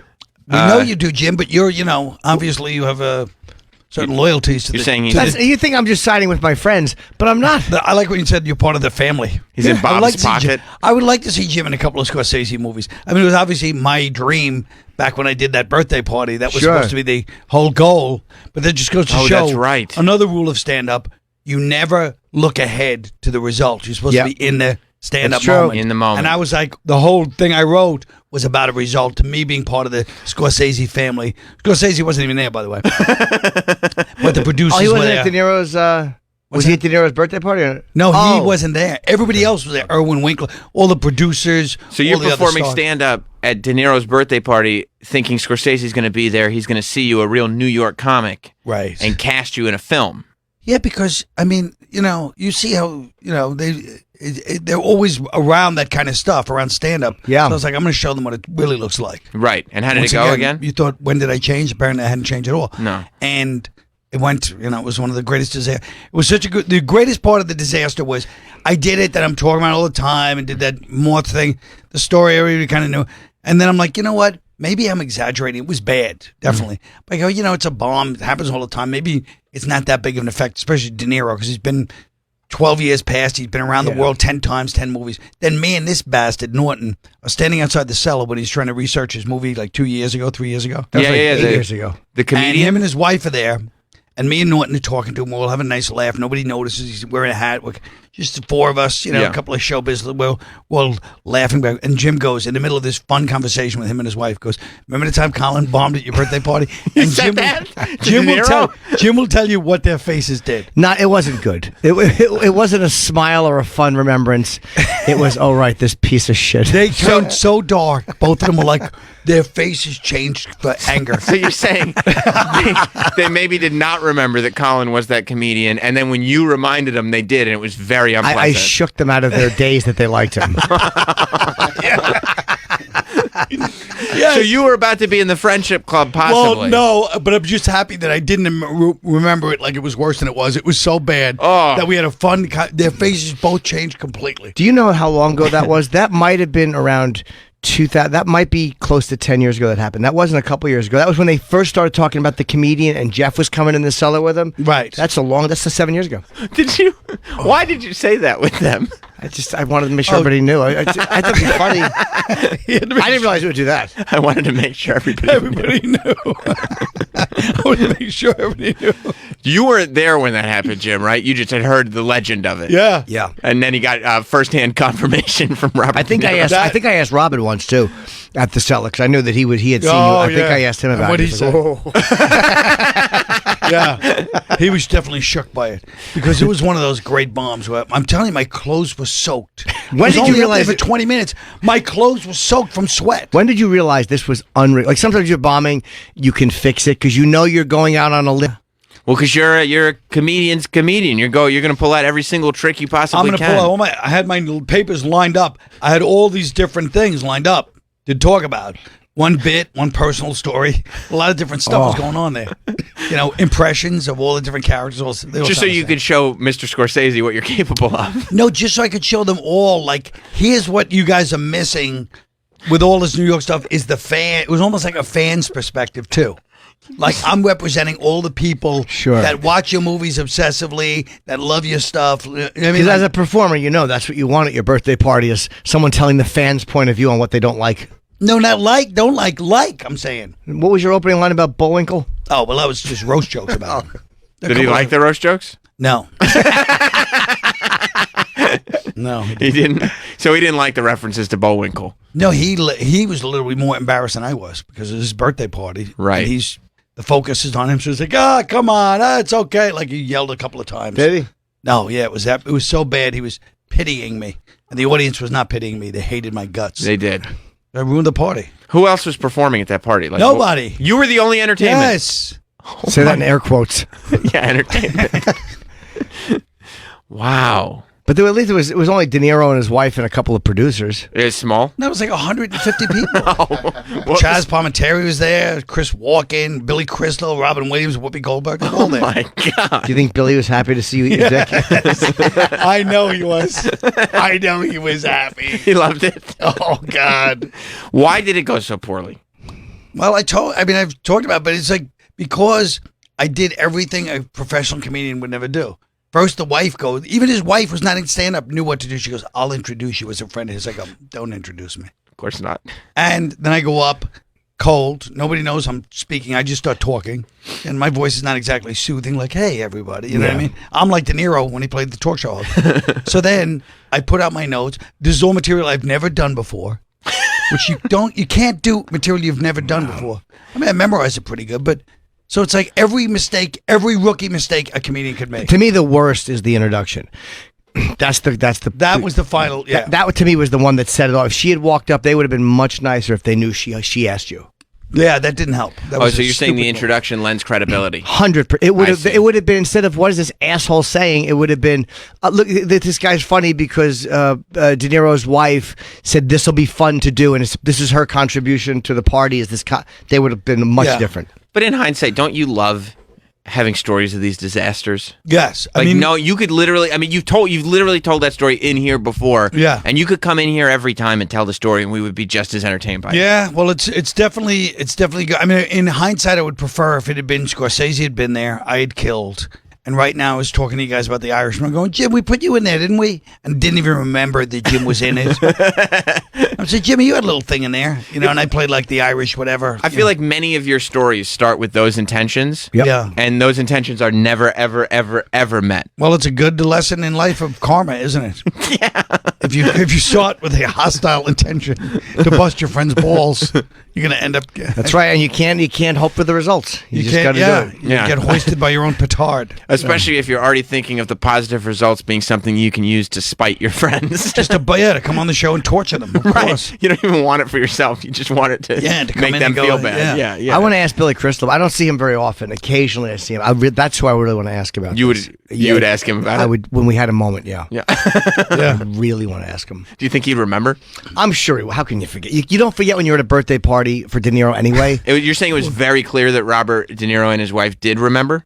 Yeah. Oh, my God, yes. But I was shocked, too, because I was like, you know what? They've been around. They've done 100 things. They've been at 100 events. They've been in everywhere. You know, too much drama in their life. They don't remember a birthday party. Yeah. Their faces got so angry and dark. It was that bad. It was that bad. You ruined his birthday. Yeah, I ruined his 60th birthday, yeah. That's a big one, too. Yeah, I can't get those moments back. No, that's it for that. The wife probably hates me more than him. Yeah, she's the one to put it all together. No, the thing, and you said Robin's wife wanted him to go up and help you. Yeah, Robin's wife. He goes. My wife said, "Go up and help me." He goes, "Oh no, he doesn't want that." Would you have been embarrassed if he came up? If he went up and saved the day, yes, I would have been. And killed, and you stood there and saved the day, and he's like, "Oh, come on!" Everybody's like, "All right, Robin." He's happy to see Robin. Like, Yeah. So he probably would have saved the day. Of course, he would have killed. Was his wife the one that organized you going and? Yeah. So he's probably sitting there going, "Who the fuck was that? What was that?" Yeah. I mean, the marriage didn't end right after that, but it could have. Yeah. What did you do right after that? Did you sit down and talk to Bob? No, I left, but I had to go outside. Remember, it was raining, and I had to go to a gig, and Robin Williams came running out after me. Oh, just laughing, going, "Oh my God!" And while he's talking to me, I had this new cashmere. Somebody give me a cashmere sweater, and I was on a hook because I had a gig that night. I had another gig that night up in Westchester. So I'm holding it, on the hanger. And I'm going, I don't know. And the cashmere sweater just flew off into a puddle, and a cab ran it over. And I'm just standing there holding an empty hanger, and Robin Williams is crying with laughter because I'm in shock like this. Oh, what a great night. What a day. Why do you, two questions that bother me about the story. Why do you bring a better outfit than you're going to wear for De Niro's party? No, I had a suit Do on. a gig in Westchester. Right, so why would you wear a sweater, not just the suit to your next gig? Because for his show, I had the beautiful, lovely suit, and I had a collar. You bombed in a suit? I bombed in a suit with a collar. No, I was soaked. Before I went out in the rain, I was soaked. I promise you, I was wetter inside. Is that called flop sweat? Yes. I see. And then after... but then I was going to change to the other shirt because I figured the De Niro gig, I'd be hanging out glad-handing people for a couple of hours. Of course you would. You did plan on staying for a while. Yeah. Because the set was going to go so good, everybody would want to know a little bit more about the what you were great doing, comedian. what's coming up for you. Yeah. And as I said, the waiters and waitresses, when I first walked down, I was like, these poor people, because they were looking at me like, oh, this guy gets to do this for a living, and we wanted to be actors. We came to New York. Right. When I left, they just looked at me like, don't come near us with your failure. You know what I mean? The stink of failure just reeking off you. So then you have this sweater. Now, is cashmere okay after it falls in a puddle and gets No. it's It was ruined for life. Okay. Oh, you weren't able just to dry it off and wear it for the evening's performance? No. Oh. So did you have to go to Westchester in a suit? I had to go to Westchester in a sweaty my suit. sweaty suit. And, it was How terrible. awful was that ride to Westchester? It was bad. It was bad. I mean, the show went good, thank God. But after that, I was back to like, wow, I just blew. This was like my real. I mean, I just felt it. The minute she called me, she says, just go up do a couple of minutes of impression of De Niro. I was like, I'll do better than that. It was like Ralph Cramden. I'm going all the way to this. And I just realized that, like, that was my big. I had made it like this was going to be my move. But of all the people she knew to do an impression, why? I know you did them on SNL. Because it was SNL. She knew me from there. She didn't know who's to get good impressionists. She just got, I know this guy. Everybody kind of knows him. Would you have preferred, if you could only have, because only one show went well that night, would you have preferred the Westchester show go well instead of De Niro's party, or would you have preferred the reverse? Well, I think that's an obvious one to say. Okay. Those people in Westchester could have suffered.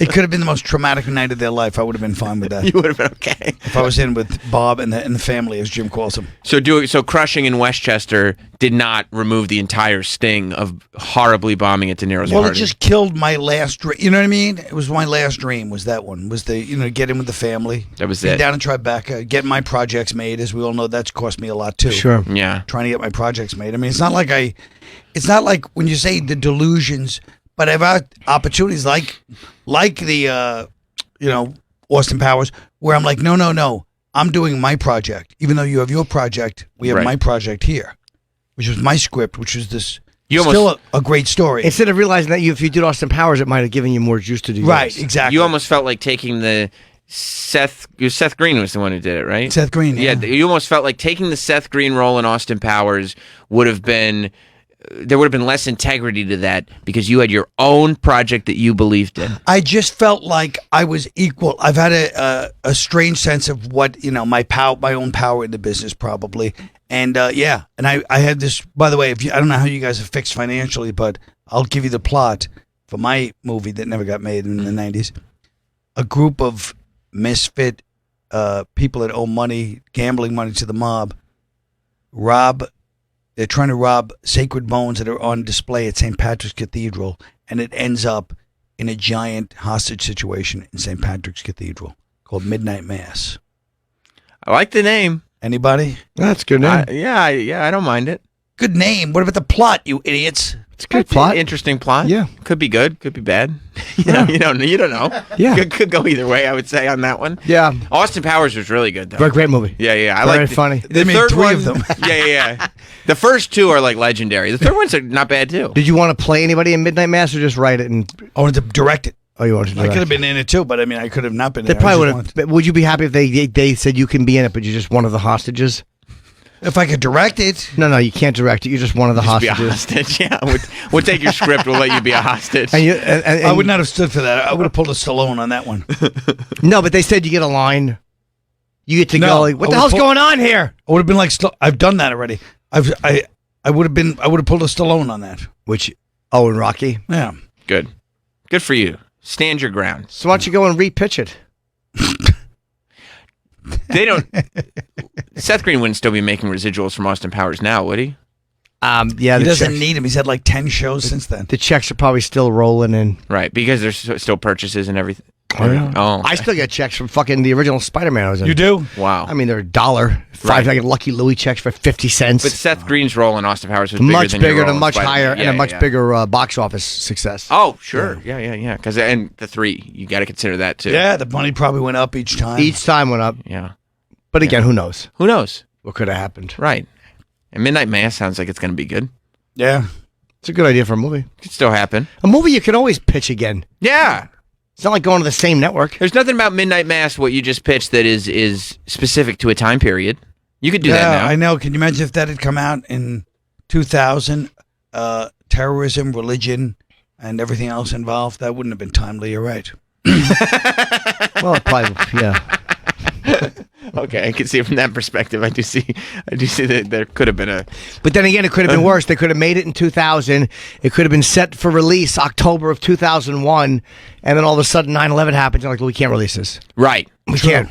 We can't. We were talking to Tim Robbins yesterday. Tim Robbins' philosophy was always the way he got over rejection was that if any big movie turned him down, he would say to himself, well, you know what? If I'd gotten that movie, I probably would have gotten into a car accident and died.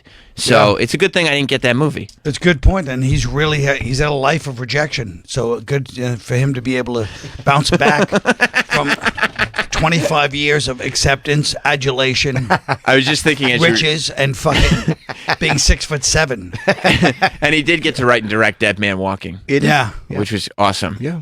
So I actually, you do bring up a good point there. Yeah. He's kind of been successful on everything he's ever done. So it's good. I love people that are super successful showing us how they fucking pull up their bootstraps. But you know what? It's always good to hear that. People would say you're super successful too. I mean, Yeah. all of your one-man shows have been super successful. CNN, if you asked them a year ago, they'd say, we don't air comedy specials on this network. And if you asked them today, they'd say that. Okay. I was trying to give Colin a little credit there, Jim. But yeah, you can just repitch. the good thing about waiting a few years is there's all different people at the networks. Yeah. Listen to me. Mm-hmm.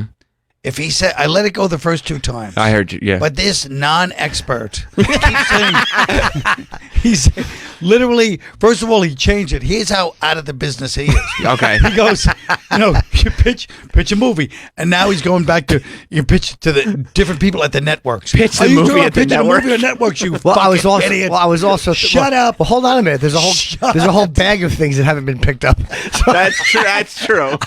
you're That right. is true. I should be specific if I'm talking about a play or a film. You don't know what you're talking about either way. You know how it works out there. Why are you bring this up? Come on, listen. You make things up. I do know what I'm talking about. You can go and repitch it. You can? Yeah, of course. Yeah. Chaz Stop saying Planetary waited for. You can pitch it again. Chaz waited for years to do Bronx Tale. It's 10 Aren't you years. glad to hear That's not another true. tale of rejection? It's not true. It's not? This idiot doesn't even understand what happened with Bronx Tale. What happened with the Bronx? They wanted him to sell it, and he wouldn't sell Yes, it. He held that on. wasn't repeat. He held on it for 2 weeks till De Niro showed up backstage. You moron! That was a couple years.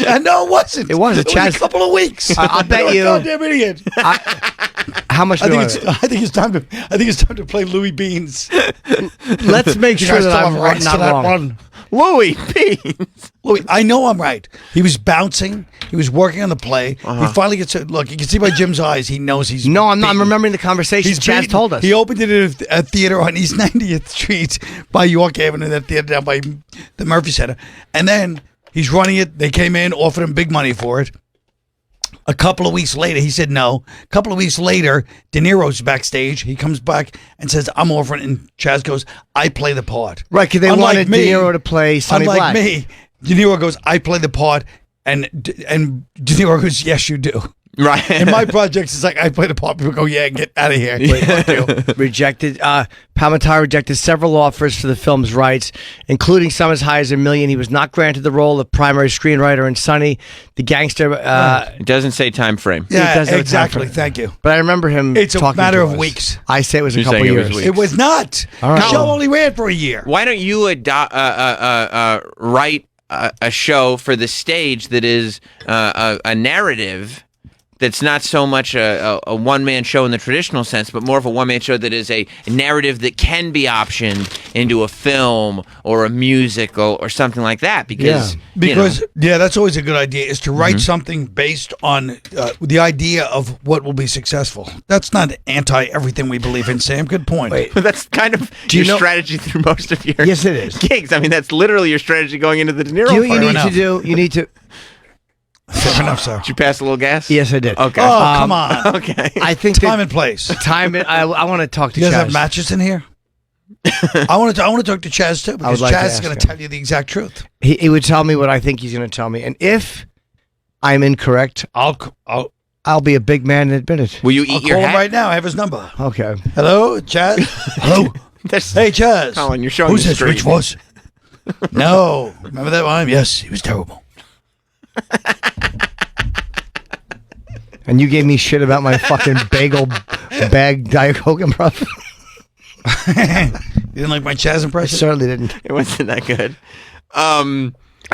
But we should take a break. Yeah, we should. We should. We've covered a lot of ground so we far. really have. You know, and it's been good getting to the bottom of a lot. We didn't even get to get Colin's take on some of the next rounds of worst bands ever. right. Maybe we'll do that a All right, little sure. bit on the show. Yeah. You know, we got a lot to get to today. Colin's here. And I have to promote. I'm going November. I'm going to be in Charlotte and I'm also going to be in Philadelphia at Helium.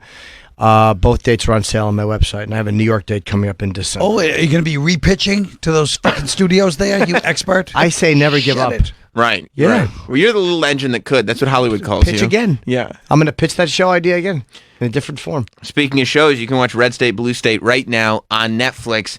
Red State, Blue State is available to stream exclusively on Netflix, as well, of course, as The New York Story and Unconstitutional, known in some circles as, what was it, The Touche? The Touche. Yeah. Can we go to Shane in Indiana before we close, because he has a fair question. Of course we can. What's going on, Shane? Good morning, boys. Good morning, CK. Hey, since we're repitching, have you ever thought about repitching Tough Crowd? Call him CK. CK. Call him CK. It's CQ. And asked him if you ever thought about repitching Tough Crowd. And then parentheses, it says, asking to annoy Colin. Anybody ever ask you that, Colin? No, nobody's brought that up. It hasn't come up in all the years, has it? No, people said you could do it as a podcast, which really blew my mind. I was like, what? You never thought of that? No. It doesn't seem like it would fit the podcast format at all. All right, thanks. All right. We'll take a break. Colin Quinn is here.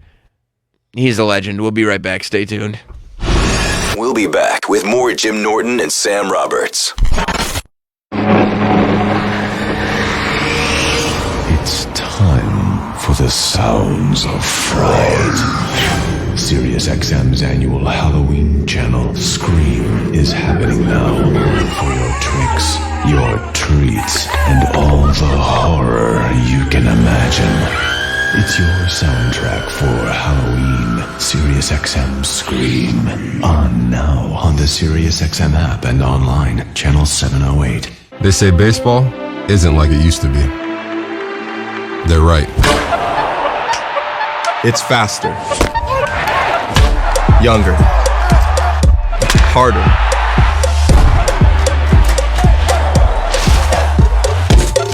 The kids are here. And we play loud. We are witnessing baseball history. Taylor and the 6th-ranked Badgers. Top 10 title contenders collide in one of the most anticipated games of the year. It all starts with a special big noon kickoff as Urban Meyer returns to the shoe. And then it's Wisconsin, Ohio State, all part of Big Noon Saturday on Fox. Thursday Night Football. Week 8 kicks off with a primetime matchup between the Vikings and Redskins. Kirk Cousins wants to make a statement in his first showdown with his former team. We gotta bring everything we got, man! Cousins leaps into the end zone! But Adrian Peterson is eager to return to Minnesota and looking to lead Washington to victory. JP gets it in! Redskins, Vikings, Thursday Night Football. Thursday at 8 p.m. Eastern on NFL Network, Fox, and Prime Video. Availability subject to change. Do you know the last time you replaced your toothbrush? I didn't. I also had no idea how long I was really brushing until I got a Quip electric toothbrush. Quip was designed to fix the habits most of us get wrong when brushing our teeth, with sensitive vibrations and a built-in timer that guide it 2-minute clean. To keep your bristles fresh, Quip delivers brush heads every 3 months for just $5 with free shipping. You can take Quip everywhere using its slim cover that mounts to mirrors at home and slides over your bristles when you're on the go. It's no wonder this electric toothbrush earned a seal of acceptance from the American Dental Association, was named one of Time's best inventions, and has thousands of 5-star reviews. Quip starts at $25 and is guaranteed for life with a refill plan. Sign up now at getquip.com/factiontalk, and you'll get your first refill pack free with a Quip electric toothbrush plan. That's your first refill pack free at getquip.com/factiontalk. getquip.com/factiontalk.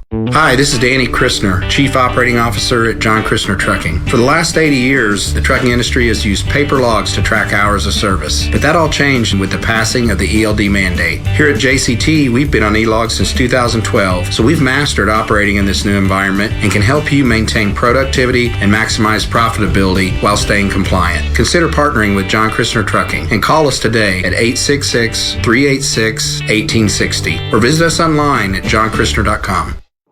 Too busy to join your radio best friends while the show is live? Want to relive all the magic that made your morning extra special? Jim Norton and Sam Roberts have you covered. You can listen to the whole show on demand every day. Yeah, or the day before, or even the day before that, or the day before that. Download the SiriusXM app and never miss another moment of Jim and Sam. I only see one dick being tugged right now. Catch up or give your favorite bits another listen. And then we also have all of our interviews up in the Jim and Sam interview section. That's Jim and Sam on demand. Available on the SiriusXM app. Dish Network calls their TV installers service technicians. That's their official title, at least. But on the job, customers call them, shut up, no way. Why? Because the service technician has just shown them something they've never seen before. New Dish Voice Remote with the Google Assistant button. See, with Dish, you can tell your remote what you want to watch and it comes on. But say the TV room is too bright and too hot. All these smart home things you have, yep. You can also control these with your voice remote. Dish lives to surprise people with new technology, so they love all the no ways they've been getting. But yes way, yes all the way. Now control your TV and home with Dish Introducing the new Dish Voice Remote with the Google Assistant. Dish tuned into you. Voice functionality requires internet-connected Hopper, Google account, and compatible device. Google is a trademark of Google LLC.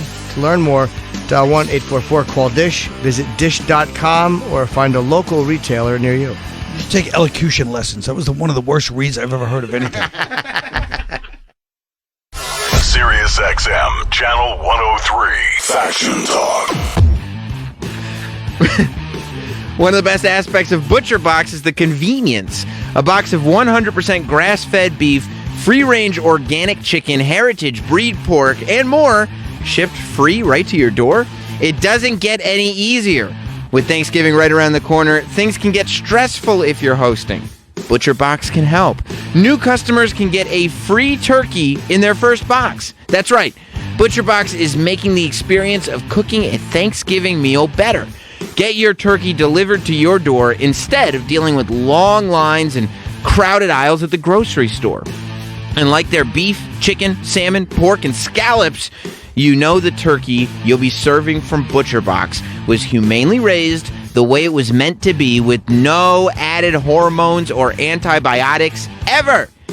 Take some stress out of your holiday season. Sign up at butcherbox.com/Teft and get a free Thanksgiving turkey plus $20 off your first box. That's butcherbox.com/Teft for a free Thanksgiving turkey plus $20 off your first box. butcherbox.com/Teft. Lindsay Lohan, welcome to my show. Thank you for having me. The Backstreet Boys. Dale Earnhardt Jr. I'm a huge fan. Paris Hilton. Hi, girl. Hi, gorgeous. This is Jenny McCarthy, and I want to tell you about my Sirius XM show on Stars 109. We have big-name celebrity guests, amazing experts, current issues, some silliness to make you laugh. And forget that we're on the radio and feel like we're talking to each other. We take your calls on what you want to talk about. I can talk to you guys forever and ever. So check it out. The Jenny McCarthy Show live weekdays at 10 a.m. Eastern on Sirius XM Stars 109 and on demand on the Sirius XM app. The annual enrollment for Medicare is coming soon, so we're here at Health Markets, a free service to help make sure you have the right Medicare plan. Mike, there's a lot going on here. There sure is. Health Markets has invented the Fit Score to instantly compare thousands of Medicare plans from national insurance companies. In minutes, folks can find out if their current plan is the right fit or if there's another plan that can provide extra coverage and help save money. Best of all, the service is free. So what Medicare benefits could people be missing out on? A lot. Plans with $0 copays, $0 deductibles, and $0 premiums. Plans that include dental and vision coverage, or diabetic supplies, hearing aids, and more at no additional cost. With so many choices, our advice is don't go it alone when there's a free, unbiased service that can help.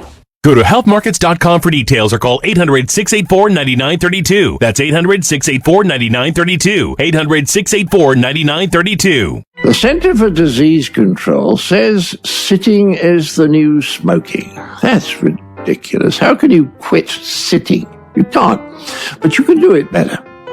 I'm John Cleese, and I want you to visit backstrong.com and see the gold star rated ergonomically designed chair created by my dear doctor friend Dennis. I'm sitting in one now, and it's amazing. It moves like a swing, seriously. You have to see this with your own eyes at backstrong.com. It cradles you, makes it impossible to slouch, you see, and that means you gently strengthen your core, you increase circulation, you relieve discomfort, and you have more energy and flexibility. So visit backstrong.com and enjoy $100 off your order today. Use the promo code FACTION. Hey, forget Russian hackers and elections for just a moment. This is worse. Cyber thieves are stealing American homes. And guess where your home's legal title and mortgage documents are kept? Yep, online, wide open. Your signature and everything thieves need to take over ownership of your home, they're online now. Thieves forge your name off title, then they refile the deed so it appears you sold your home. Then they go to unscrupulous lenders and borrow money using your home's equity. Then they disappear and stick you with the payments. Banks, insurance, and identity theft programs do not protect you. Home Title Lock does. Home Title Lock puts a virtual firewall around your home's title and mortgage, and they monitor the black market to see if your home is there. Your home's equity is your retirement, your emergency fund. Let me help protect it with 60 risk-free days of Home Title Lock. Go to Home Title Lock and register your address to see if you're already a victim.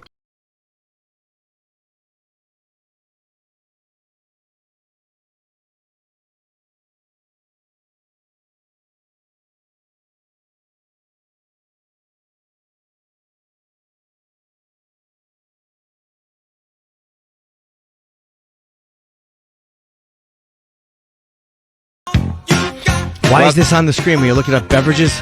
No, we're looking up black seed bagels. Oh. Welcome back. Welcome back. It's Jim Norton and Sam Roberts. Slow. Colin Quinn is joining us this morning. You can see Colin Quinn's Red State, Blue State. It's now on Netflix, along with his other one-man shows, The New York Story and Unconstitutional. All of them are on Netflix. Make an evening out of it. Not long Binge story it. short, it's not on there. I don't know where that is. You don't know? You don't know where it is? Nope. Oh. What do you mean? Why isn't that on there? I don't know. Was it on there? I don't think so. It was on HBO. Okay. Oh, so they have the All right, rights so to one it? HBO, I 3 guess. Netflix. Oh. That's great. Well, don't worry. Don't bring up the one that's not on. Just go to HBO and watch it. You go to HBO on now. I don't know if it's on now. So just It'll be watch up there. Just watch the 3 on Netflix. Just watch the then. 3, yeah. Yeah, we'll watch the Well, 3 go on to Netflix. HBO, go watch Long Story Short, too. We don't even know if it's there. It's there. Why? If they filmed it, why would they be up there? You're going to confuse people. No, you just go to Netflix and HBO. You can see Colin's stuff. Yeah. Nothing on Showtime? No. How about Crackle? No. Okay. Shutter? No. Okay. All right, go to Netflix. Yeah. We were talking about the Joker before, and have you seen that now the staircase, the Time Out New York, said where the staircase was. It's in the Bronx. It's in the South Bronx. Yeah. High Bridge. And somebody tweeted a photo of it and said, "Well, this is finished now," because it was like a long shot of the staircase, and like, I don't know, 5 different people. Look at all these people all taking Joker photos. How annoying. For now, again, that will change. Looks like the steps in The Exorcist. Yes. Yeah. But there's a few streets like that in northern Manhattan and the Bronx too, by the way, that have those kind of steps. But those are They're the not the steps. only one. Right. Right. Is that the actual ones they used? Yes. Oh, I hate that people are going Joker makeup. You see What the fucking assholes. Although, you know who did it first? I saw Andrew Yeah. Schultz, yeah. I thought that was hilarious. First of all, yeah, it's Jim's acting like he hasn't dressed up at Kiss when he was a kid. And I told you, I went to Rodney's concert when I was like 19, Rodney Dangerfield, and I'm going to the concert, and I thought I had the original idea. I wore a white shirt with a red tie to see Rodney. Of all the things you've told me, that's probably the fucking worst. That's the worst. You dressed up like Rodney to see Rodney? Yeah. Did anybody like point you out in the crowd like, ah? No, but one kid that I knew goes, because I thought it was so original and funny, and one kid I knew goes to me, "Hey man, anybody else doing this I would say is an asshole, but you're a funny guy, so it's okay." But that's no, that- his first grouping is right. That's his way of saying you're an asshole, Yes. but I'm not mad. I like you, but exactly. like He was basically calling me an asshole. Yeah. I was like, what? I hate that. No, I never dressed up for a Kiss concert. I was too embarrassed. I only saw them once when I was a kid. But if you were young now, you'd be like one of those cosplay guys. you think you'd be going to conventions Absolutely. and stuff like Doctor Who. Doctor Who's boring. I you never think liked he'd be the 15th Doctor? Yes. Jim definitely has it in him. Let's face it. Yeah, but these are not 10-year-old scarf in his- kids. What's that? These are not kids. But we're not talking about kids. We say you'd be an adult. Who do you think goes to Doctor Who? It's not kids. It's grown-ups. You're Doctor saying Who young, stinks. like not like a young kid. Like you're saying if he's in his 20s, he's going to a Doctor Who thing. Absolutely. Yeah, okay. Wow. I believe it. I believe it. I mean, Jim could have easily led the Joker's life. That's true. I could have seen it. I can Yeah. see it. But yeah, so they're super crowded. Did you like Schultz's thing? Yeah, I thought it was fine. funny. Yeah, and it was the first one. And he did it quick. Yeah. He got out there. He did one of his fashion videos.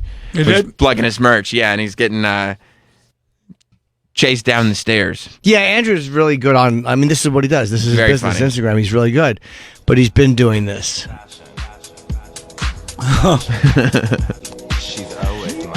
And he was there early enough that he got the staircase open. And there's still a couple people on it in the bottom, but he can't.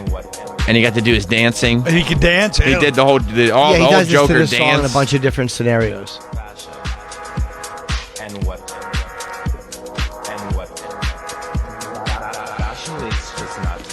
I liked that there were a couple people there because then he actually had to do it in front of people, and they go like, "What the hell's going on?" Video guys chasing him like he's the police. Yeah. It's cute. It's fun. Yeah. How many views does that have? It had a lot when I first saw it. I don't know. I mean, he posted on everything. Oh. It's got however many. 115,000. Yeah. 150,000 on Twitter. I'm sure more on Instagram. Yeah, he's doing great. Yeah. He's really, he's better at this, putting things on Instagram than almost And he did anyone. it right away. He did. I feel like, 2 days later, the staircase thing is It's like, crowded. okay, everybody's got it now. It's over. Although, I mean, when I'm we doing something. Chip's going to hit the staircase? Yup. When? Soon. I would like to see Chip in makeup every week. That would be kind of cool, like Joker and just different kinds of makeup. Trust me, it's been thought of. I heard Chip was getting ready for the ice bucket challenge pretty soon. Yep. Yeah, pretty soon. Right? That's so funny. Chip likes to be on top of the trends. Day late and dollar short. Chip did think about the Joker makeup. The ice bucket challenge would be perfect for Chip right now. That's funny. I think so. Yeah, it's like pitching to It's networks. already been You just filmed. do it again. It's already been filmed. Yeah, no, It has. But it was without the makeup. Without the, it was before the glasses. Oh, it was before the character? It was too late to do it, of course, but. Mm-hmm. Yeah, Lyle is really something. He really is. He's just a part of now. He's not even like a trend. He's just part of society. He's part of our lives. Unfortunately, Yeah, he really is. I mean, once he's in your life, it infects you. yeah. It's like how that whole town is just, it's not a clown, it's not a spider, it's just this It's a part of evil it. essence that lives in this town. That's like Lyle Chipperson and all of us that Jim knows. Yeah. Like, it's just this essence, and you can't explain it. I know. And we try to forget about it. We don't bring it up. We don't talk about It's it. there. But when it's like there, an odor it's in there. the room. It's right. Yeah, and every time you see the word Chip somewhere, it hits you, and it's just so annoying. You've thought of it when you were out and doing other Always. I told you that time I went to the bank. Every time I put my chip card, every time I put a chip anywhere, I just think of it. I can't help it. And you just go, oh, what's that? Even if you have chips, somebody offers you chips like a normal situation. And, Yeah. Oh, you want a chip? Yeah, you can't help but think about it. Every time somebody goes, "What's that?" Anytime somebody goes, "What's that?" I'm like, oh. That brings me great joy. It's like being part of a horrible secret society that you didn't want to join, but now you can't get out of. You know how awful it is when it's a Sunday morning. You finally get some time to relax. You know what I mean? Yeah. Very, very busy week. You got finally you got a night of sleep. You wake up on a Sunday morning. Your family's there. My wife is there. She's got herself a cup of coffee. Everybody's relaxing, and I look down and I see the mug that she's using has a face on it and a speech bubble that says, "Put a little drink up in this mug." Oh, the chip mug? And it's a chip I never mug. had a chip mug. I'm gonna get one. Would you like one? Yes. I'll make It's sure I the get you one. worst. I'll pay for it. Of course you will. Yeah, I understand that. There was no offer, right? Yeah, no. There was going to be a catch. I'll get you one. Yeah. You might have thought, I knew somebody. Yeah, it's bad. Put a little drink up in this Put mug. a little drink up in this mug. Wait, There that's it not is. mine. $3.99. No. Somebody's selling bootleg chip mugs. That's funny. They're selling Somebody's making bootleg mugs. chip merch. God. You look up chip mug and none of it is official. None of those are mine. What? Oh my Oh, my god. God. They're stealing your IP, Somebody's Jim. selling us? Yeah, they're well, we'll put a stop to that. Jim, Chip Yeah. Chipperson is your IP. That's Yeah. the official one. There it is. Put a drink up in this mug. And then the other side has a picture of Chip's face on it. Yeah, I'll tell my manager. Good thing my manager looks at that stuff. He does? No. Yeah, I was about to say, it looks like those mugs have been there for quite a while unbothered. Yeah. A lot of them. Yeah, quite a few. Well, when you got that IP that's just sitting up there for the taking, might as well grab it, right? Yeah. Who And then a cares? part of me is kind of, even though you can't allow it, there is something that's can't allow it. I'm honored about it, that people think it's popular enough to do. What I want to see is when the next Chip live show, I want to see somebody trying to sell Chip Chipperson parking lot T-shirts.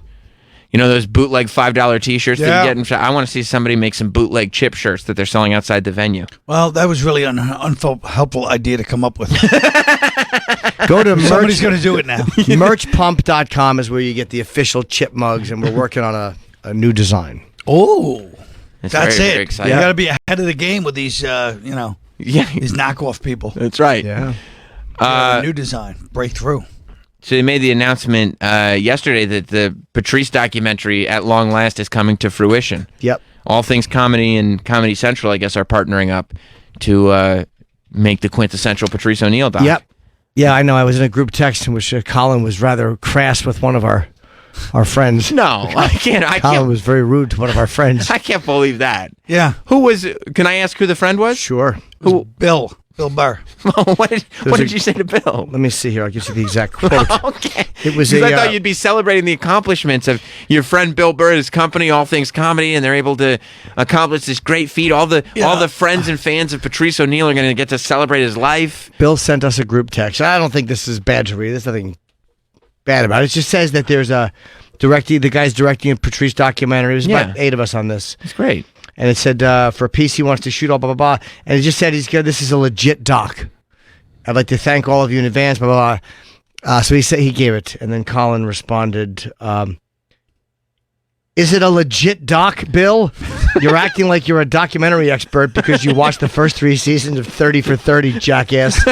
No one cares about your stamp of approval. So it just bugged you that he wrote this as a legit doc, as if he would know. Yeah, like he's signing, Jackass. Yeah. So annoying. I get that. Bill's like, hey, guys, I'm the one in the business here. It's a legit doc. You know nothing about the documentaries, Bill. What an ass.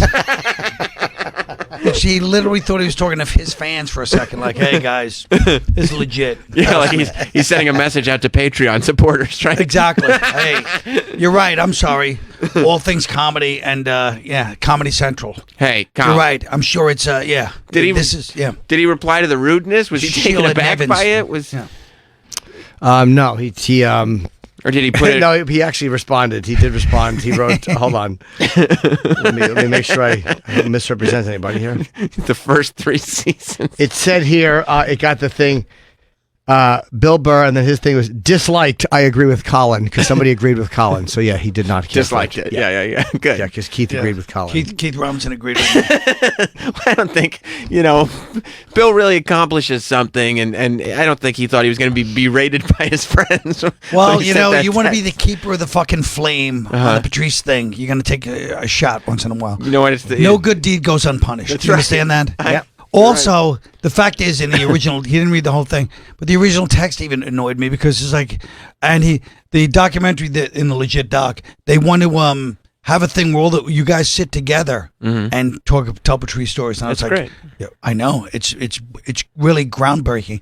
I've never seen anyone come up with the idea of us all sitting at the table and going back and forth like that. Well, I've always thought, because I do that one more fucking time. There'll be a lot of pressure on us to just tell a story we already told. I've heard but it's also, everybody at the table together? Whoa. I've heard about the legendary Comedy Cellar table, and I've always I'm wondered. sick of hearing about it. What would it be like? Too. I've been here for 20 years. I'm tired of hearing about it. What would it be like the place we made fun of each other? If you took the table out of the cellar and brought it into some kind of mainstream vehicle? I feel like it hasn't been tried, and it is worth. Like where?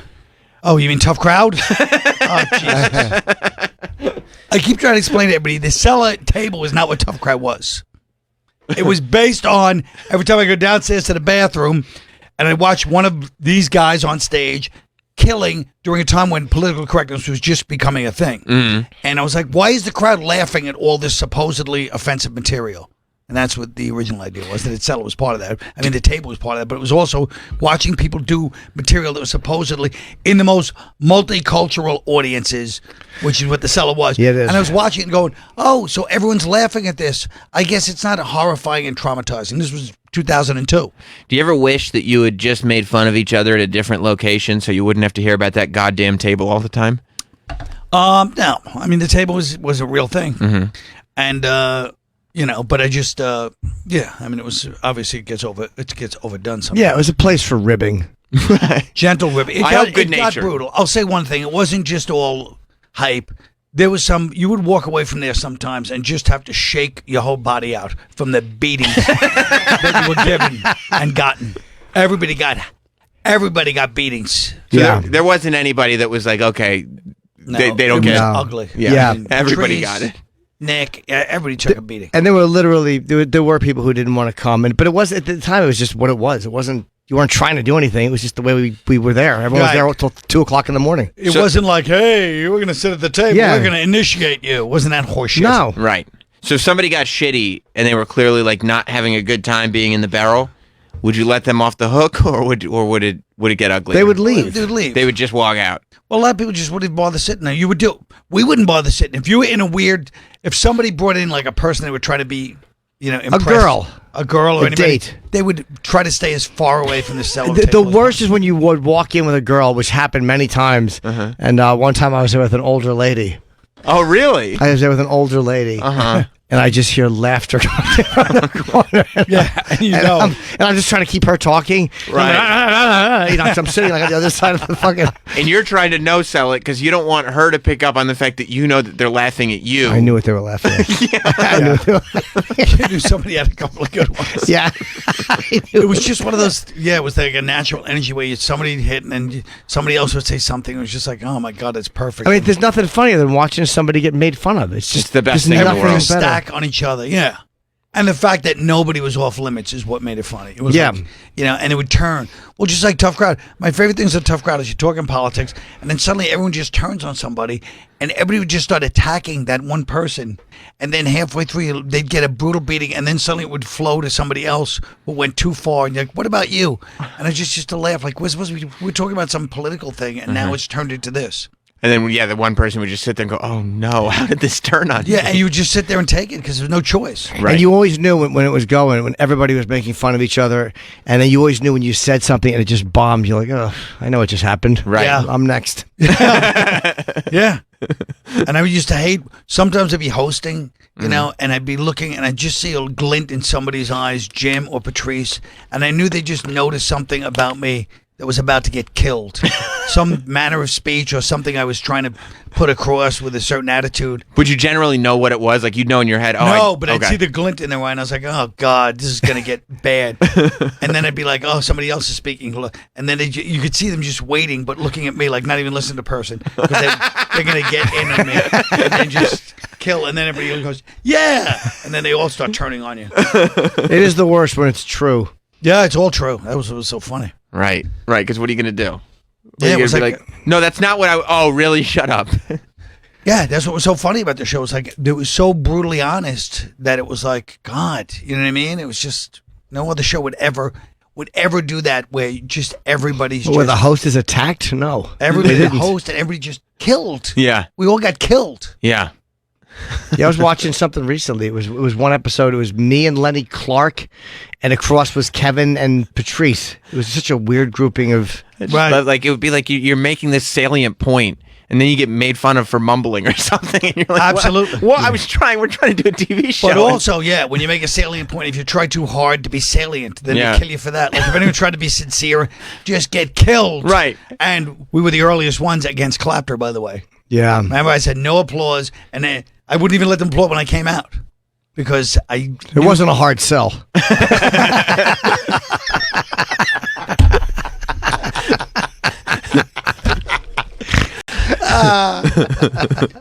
Yeah. Oh man, that's funny. You won't see the likes of that again. I'll tell you that. Probably not. But I am glad that the Patrice doc is finally getting made. It'll be good. It'll be good. It'll be good. It's been a couple of years since we shot anything for that. What's that now? I did an interview for it like 3 years ago. I know. I've done a couple of interviews, but we'll have to dust it off. Redo it. It is good. You were skinny still, right? It's not like it was so long ago that Fat Jimmy was doing the I was skinny. interviews. You were skinny, right? Yeah. Because that's the only tell now. I mean, as long as you're still in your skinny phase, you can get away with. I'm not even all this in my stuff. skinny phase. I'm going to go back to my skinny phase. I'm in my getting out of my skinny phase, and I'm stopping the bleeding now and going back into it. How skinny are you going to get? I don't know. I want to lose 18 pounds. 18? No. 18 pounds? You're literally insane. Maybe not that much. Yeah. 18 pounds. 8 pounds. All right. But still. Right. I want to match with the documentary that we shot in case they use one of the old interviews. What'd you say, Travis? Can we just stop for a second? Make him just can you erase what was just said on this show or no? It's just live. That's it. Unfortunately, it's live. Because that really is, I feel bad that he said that. Go ahead. Match His goal is Yes. to match a fucking documentary footage that they're not going to use. Maybe they It's won't. just annoying. But I want to And- still but- not but- look fatter in let the me explain end of the something else. documentary. You say, please do. You're right. If this documentary is the story of Jim's weight loss, it's the story of Patrice, you asshole. Yeah, it nobody does gives come a across- fuck. but I no one's will- gonna watch it and go, I noticed Jim had different fluctuating weights. Nobody gives a fuck. But I It's won't about watch across it. But as- I won't it does like come across as Shut vain up, when nobody Colin cares. points it out that way. But I won't like it. Well, we if- don't care what you like. It's not about you. Well, I know. I'm not saying that this should be the focal point of the documentary. I'm just making a little point about myself. You would think I mean, Colin points out it does make you seem like you're trivializing the loss of one of your great friends by Yes. making it about your weight loss. That's the way Colin First of all, frames it. let's stop with this deifying of Patrice. Right. Do you think he would be doing this for any of us? He would have been done in 2012. You think so? He would have done one benefit, been late for the second one, and then been booked on fucking numbers 3 through 10. Jim makes a very valid point. Okay, that's good. That's a good counterpoint. You think he'd be on radio? Good. Oh, I'm so happy that just happened. I smashed my tooth against Yeah, the mic. yeah. Did it hurt? I'm against the mic screen. No. Yeah, we have that on video. We do, Good. yeah. Oh, that was a good one, though. That's something we could have the video team go ahead and clip out We'll for just- us yeah. immediately. That We'll would just be show Colin hitting his tooth. that would be beneficial. But yeah, we're I'm glad it's getting made too. Right, but you're saying if Patrice were still with us, he would probably say enough. I've thought of that 100 times. Enough. If I send out a nice tweet about him, or if I talk to his mom, I'm like, he would never. He might say hello to my mom at the wake. Right. Well, that's the. And then make fun of her hat when she's leaving. Jim's mom. Like he was just you get that laugh thing when you know it's about to attack her. Yeah. Oh, I love it. Well, we should maybe analyze a little bit of these worst bands. Okay. We've been talking about it. There's been a lot of controversy. A lot of controversy. I've told you there are people who are not happy with What some are of they the upset decisions about? made. Which ones are they upset about? Most of these are no-brainers, as they say, right? As I've told you, Ian Fidance very upset that 311 not only made it to the first round, but into the second by defeating the Goo Goo Dolls. You know, Brian Posehn actually takes credit for Nickelback's decline and said when he was on Tough Crowd, trashing Nickelback was the beginning of it, which I feel kind of bad about. It could be true. Could be true. It could be true. I don't remember people trashing Nickelback before Tough Crowd era. No. But you again, know. it was maybe that was just the time they were about to go down. That's true too. That's true too. It's less intriguing, but I know, but it's you more- decide what radio is. If practicality and putting a damper on things is radio, then that was great radio. Well, I don't Son of want a to try to bitch. tell false We were just- stories. That's good. About our Honesty is- power. That's all about the power of Tough Crowd. That wasn't about Brian. Here's the thing. We do honesty over humor. Yeah, we do. On Jim and Sam Collin, and Absolutely. you're going to have to get on board if you want to sit in Fine. with us. Sometimes they combine beautifully. Other times one must be chosen. That's right, and we Okay. choose honesty. That's right. Speaking of Billy Joel, Aerosmith should not be on this list. Such a lonely word. I That's a agree good with song. that. Mostly what I need from You like that song? Well, as I always said, which nobody ever listened to me, but I was trying to explain, it's not Billy Joel. Billy Joel, if he had just stuck to acoustic, just him and a piano, great lyrics, some of the music's okay, but it was always overproduced. You don't like the horn? Just, he ruined the saxophone for me. Oh, sax. And, just all the helicopter, just every song has like too much production. Not Uptown Girl. Uptown Girl's an abomination. So go on. All right, well, we Why should. is that? What's the other one? We didn't start the fire. No. I love that one. A lot of references. It's great. It's brilliant. Yeah. Hold on. Tell her about it. Yeah, tell her about it. You don't like that? That's Tell a her good about song. it is actually a pretty good song, right? Yeah. Yeah, Jim sometimes on the road will send me he'll send me songs from the car radio of him playing Billy Joel just to annoy me. Like if Billy Joel is on, I'll tape for a minute and. Well, it's pretty annoying. I'll tell you, we have production to start this. This again, right? Yeah, because I felt like we were going in cold the last couple of days, and this is a big event, so we shouldn't go in cold. Do we have the production there, Travis? It's Jim and Sam's Worst Band Ever Tournament. Every once in a while, we like to get a little wasted. We like to take a taste of alcohol. That's right. That sounds like Ozzy. We should It's not Ozzy. We should recap where we're at. So in Yeah. the first round already, Maroon 5 has advanced over Kid Rock. 311 advanced over the Goo Goo Dolls. Sugar Ray over the Smiths. Jimmy Buffett over U2. The Grateful Dead over Kiss, Stained over Radiohead, and Dave Matthews over Three Doors Down. That's right. I kind of want to jump all the way to the battle between the 26 seed and the 7 seed right now, because we have an expert in studio like Colin Quinn. I think we should go to the first round battle. It's a this is a no-brainer, though. This is a very obvious. Radiohead should not be on this list. Yes, they should. They're awful. No, they're not. Name 3 radio songs you like, and don't mention Karma Police. Okay, well that's tough. Fine. Well, Radiohead was eliminated very quickly. I agree with you on that, Colin. Go ahead. What's next? But the battle that we have to settle first today is Billy Joel versus Fall Out Boy. Oh, Billy Joel doesn't belong on this list. You know, I wouldn't have put Billy Joel on this list. I think other people were happy that he was on the list. I mean, I think that Fall Out Boy has a very good chance of stealing this whole tournament. So it's rough for me to say that Billy Joel is going to be able to beat the problem with Fall Out Boy stealing the whole tournament is they're not really big enough. They're pretty big. They're huge. All right. I don't know. If you play me one of their songs, I don't know anything. Here's the thing, Colin, I don't mean to be disrespectful, but don't let your age inform your decisions. Good point. This is Fall Out Boy. I'm sure I've heard them. Yes. Well, let's play something that's a little more recent than this. It's their big hit. Well, they've had bigger hits than this because they're on like. I've heard that. They're on like Major League Baseball and everything. Sugar, We're Going Down is the name of the song. It's awful. Travis, do you have the Light 'Em Up song? I didn't hate that song at the beginning. Yeah, but when he got into the chorus, I'm like, I've heard that. Yeah. Yeah, we'll have Travis. Just play one that's big. It's got the most views. Ugh. What is this? It sounds a little bit of a combination of Pink and Billy Squier, which I like. I think that's legitimate. You like both artists, so to combine both. Yes. Pink and Billy Squier. Yeah, these guys belong on the list. So bad, dude. It's bad. Not bad. They're pretty good. This part's Dude, you gotta be out of terrible. your fucking mind if you're sitting here saying Fall Out Boy is pretty good. I mean, look, they're not Billy Joel status, but they're not bad. Is this from the baseball song? Here's the thing about Billy Joel. Yes, this has been used in baseball. Here's the thing about Billy Joel. Tell me, Colin. Is that his first couple of albums were really You masterpieces. ever hear Piano Man? Yes. His first You ever hear couple Piano Pan? I was going to say Piano Pan or Piano Pan. Yeah, he's just this motivational guy who uses the piano.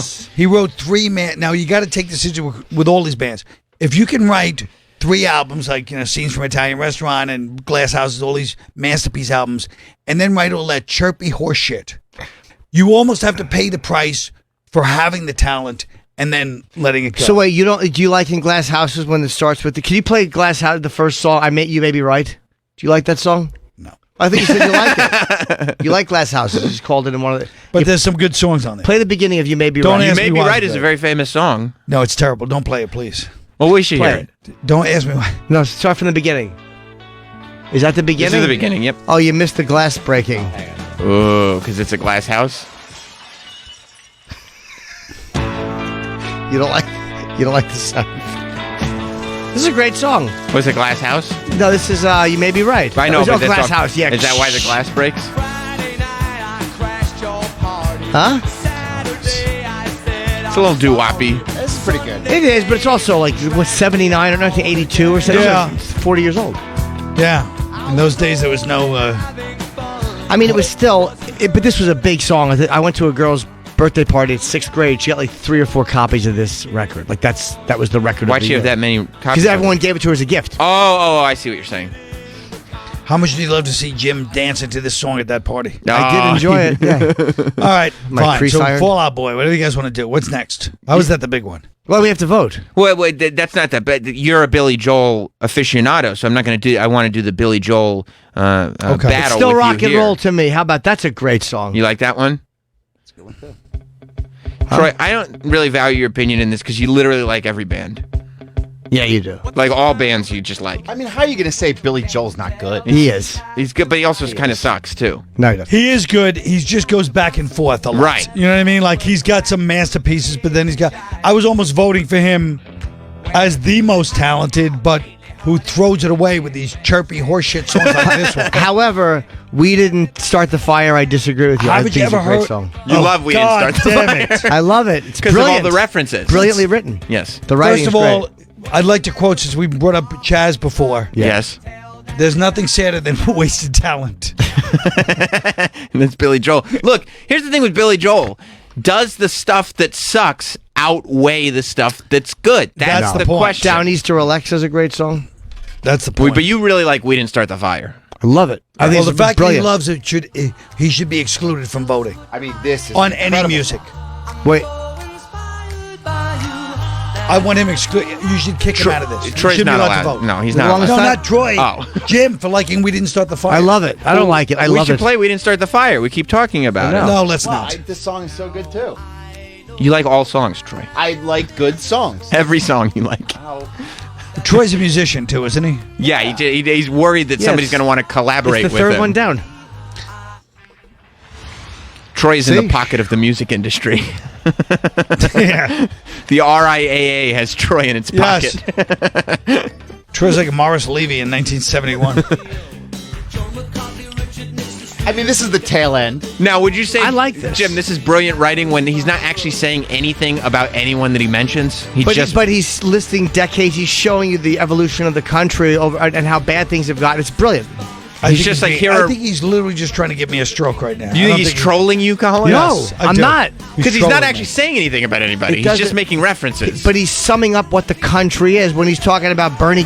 He sums up what each decade is. It's like Wikipedia with music. Yeah, is that what you're trying to say? Wikipedia. Jim is right about that. Not Wikipedia. No, you're right about that. He Well, left I out a contri- syllable. At least I contributed money to those bastards. What did you ever do? I sent them $500. I You said did? 1,000.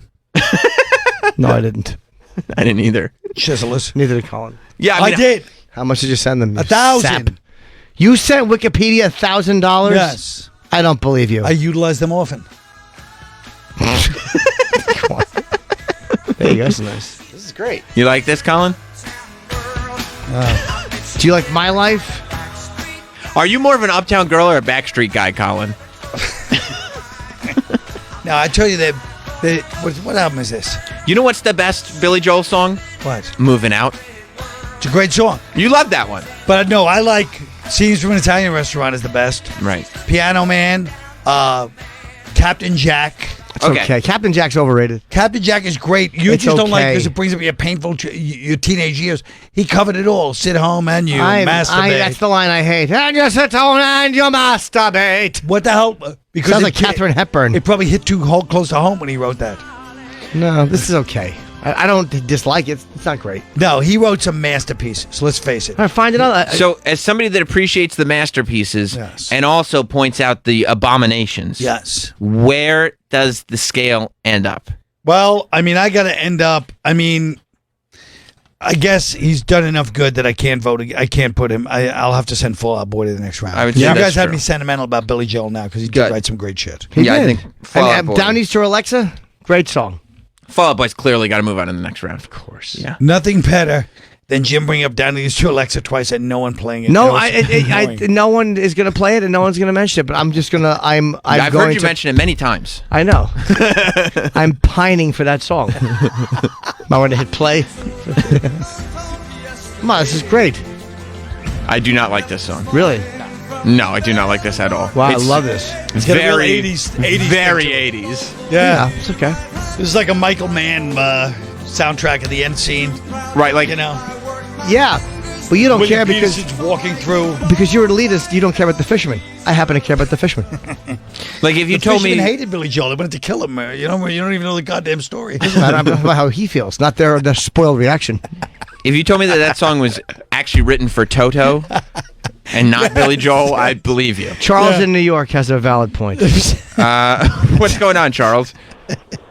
Hey guys, I'm just wondering when this bit is going to end. It's horrendous. Look, Charles, everybody's You're not wrong, Charles. It's fucking Everybody's Zoo got Crew an opinion. 101. Listen, Charles, let me explain something to you. Yeah. Tell us what to replace it with, and we'll gladly end it. Everybody's having a good time, Charles. Yeah, why you gotta we know it's shit. Why you gotta be the spoil sport?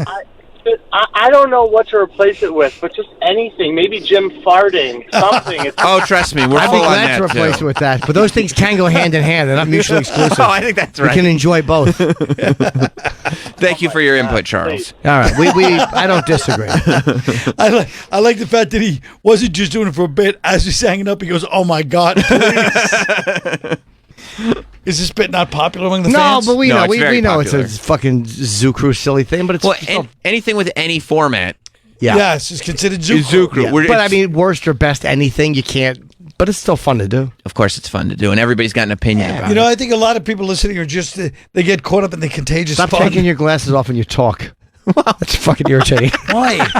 Because you're not making you're not Spencer Tracy. Fucking asshole. But I can't see from long distance. They're reading. You don't have to glasses. see. You're talking, not No, writing but on a blackboard. It makes you get. You don't understand glassware. It's always been your problem. I've never heard that name on a man before, God, but I I'm fucking sure hit it's the wrong all right. It's okay. It happens. It happens. All right, should we go back? Travis, where should we go next? You seemed flustered when I... Well, I was just expecting Right. the list to go in order. So All right, OCD. Let's Well, do I've it. only got it. He's I've only right. got a certain Imagine amount of. Dragons. Aerosmith is next. Yeah, you're right. You're right. I went off the beaten path I only on have a that certain one. amount of buttons here, and I've got them preloaded. Thank you. Good. Good point. Let's go to Imagine Dragons against Aerosmith. Okay. I don't even know why Aerosmith is on this list, to tell Should you we? the truth. Yeah, I mean, I'd be honest with you. I'm fine with them being on the list because I don't like them. Mm-hmm. But it's what the about the same- song Pink? It's the same Yeah, I like problem. Do you understand? It's the same problem. Do you ever hear Dream On? That's what I'm saying. It's the same goddamn problem. What's the problem?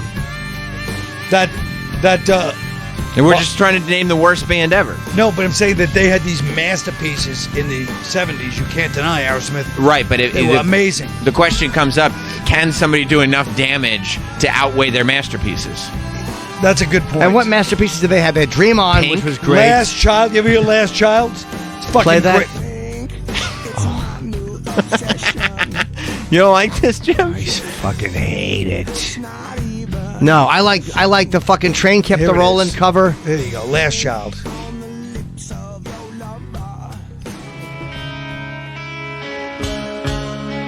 See, it's a very different band.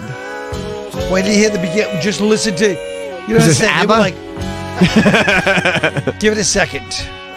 First of all, they were a real. I'm not sold right now. This is just the beginning. Watch. Here it comes. You guys aren't even giving this goddamn sense. This is an album cut. Oh, 1977. I've heard this song. I hate it. I mean, the riff is cool. Yeah, No, it's not. It's not cool. It is cool. Do do do do do do do do do do do This is like- do do do do. Grooving. Fucking- This is your idea of a masterpiece? Well, you're not really listening to the whole song. You're not- Yes, I am. Yeah. Do do do do do do do do do Oh, do no. do. Yeah, exactly. Sounds like. Go ahead. Colin doesn't think it got better than in those late It's not 70s. He's good. like those late 70s rock and roll. What's another hit? Back in the Saddle. Oh, Dream Sweet On. Emotion. Dream On's amazing. Yeah, Sweet Emotion's fine. Walk This Way. Yeah. What I like about Crazy and Crying is that I dare you to tell me the difference between the two songs.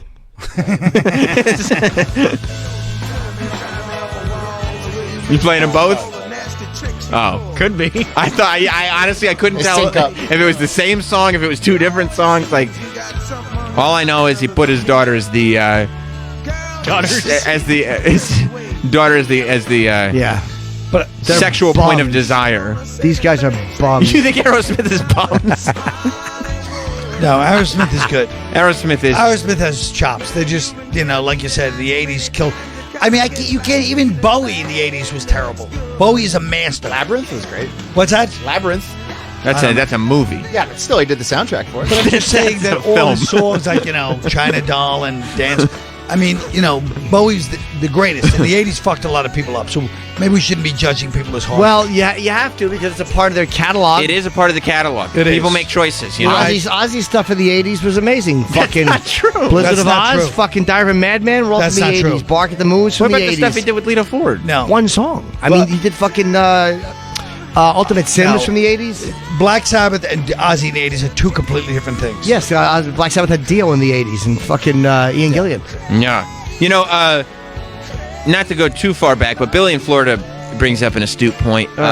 Billy? Bill? Hey, how's it going, guys? Hey. Hey, I was just saying, like, first of all, if you don't like Aerosmith, Jim, No. are you kidding me? They're rock and roll staples. Yeah. But also, if you like "We Don't Start the Fire" by Billy Joel, but you Love. think but you think what's it by the Take the Money and Run by Steve Miller Band? Good isn't good. No, I don't. You're out of your fucking mind. No, I'm not. You're out of your fucking mind. No, I'm not. Sir, And I agree. And I'm 28 years old. I know you were talking to was Frank yesterday, who was 22. I mean, that's just great rock and roll. You don't appreciate great bluesy rock and roll. Yeah, like you take the money and run. Hoo hoo. No, I don't. Exactly. Sir, Terrible. can I say something? Stop calling him sir. Sir, can I say something? I think I agree with you. It's Colin. I agree with you, and I think, judging from your voice, you wish you could have Jim's neck in the crook of your arm right now, don't you?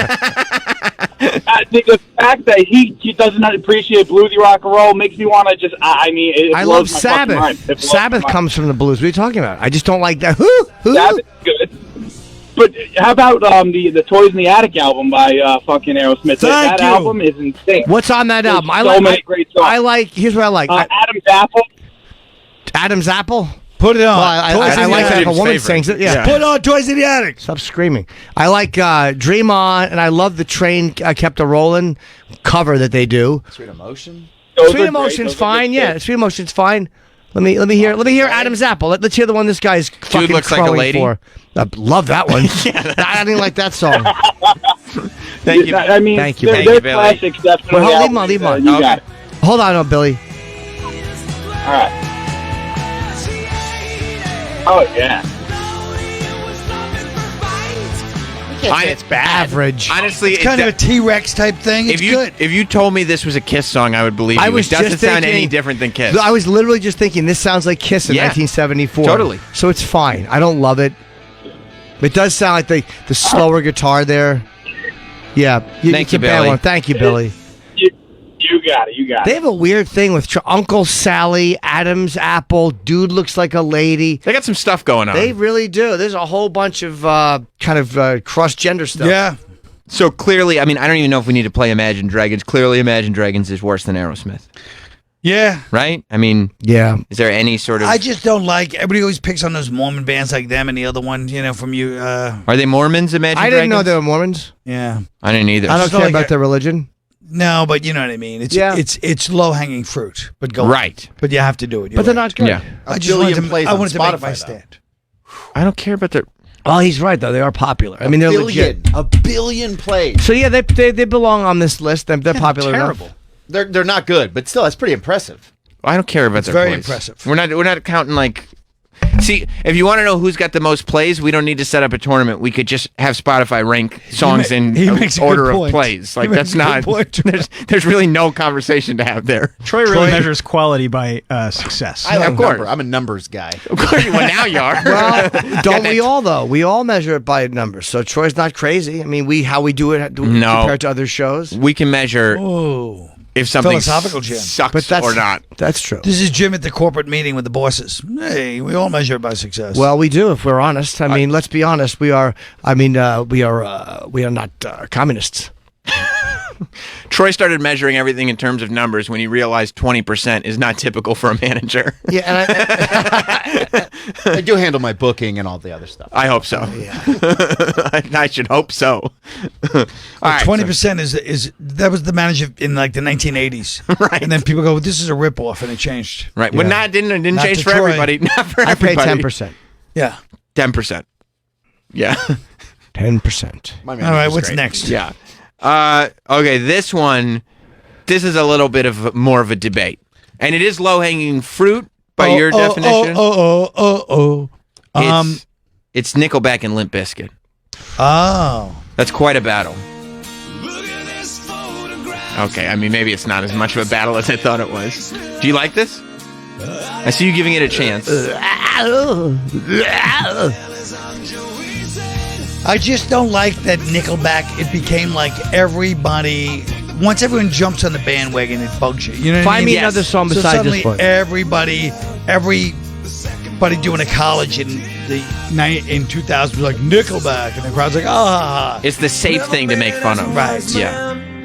Like, do they suck that much, or is it just that's what we're allowed to tease? I think sometimes the name too becomes make funnable. It's just a make funnable name. Yeah. And the singer's really ugly. See, why would you bring that up? I mean, that's why people probably don't like him. I mean, I don't know if that's. I don't really like this though. I think it's terrible. It sounds like a lot of bands from that time. I would turn it off. I would too. I think it's pretty awful. But I don't hate it. I don't hate it. You know. You think the fact that they're Canadian also makes it so that people I give didn't them know a they were tougher time? Canadian, but now I say shut it off. It doesn't help. Doesn't help. Yeah. They Doesn't reelected Trudeau after that blackface scandal. I cannot partake in this. That's right. Now, what about the angst? I like the Guess Who. They're Canadian. What about the pure angst No sugar tonight. of Fred Durst and Limp Bizkit? Right. You know, because Limp Bizkit's another one that's pretty safe these days to make fun of. Right. But there's a exactly. reason for that. Yeah. That's true. Any fake tough guy. This song is actually the one I like. You still like this song to this day. Of all their stuff, this is the only one I really like. What about the cover of Behind Blue Eyes? I didn't hear that one. Can I hear the cover Behind Blue Eyes? That's off Chocolate Starfish and a hot dog flavored it's right water. there. It's right there. Number 2. Choice number 2. You just passed it. I like that Sam knows everything. He just fucking reels off the shit. It's good. Look, Carl. Some people are good with jokes, others are good with facts. What can I tell you? It's true.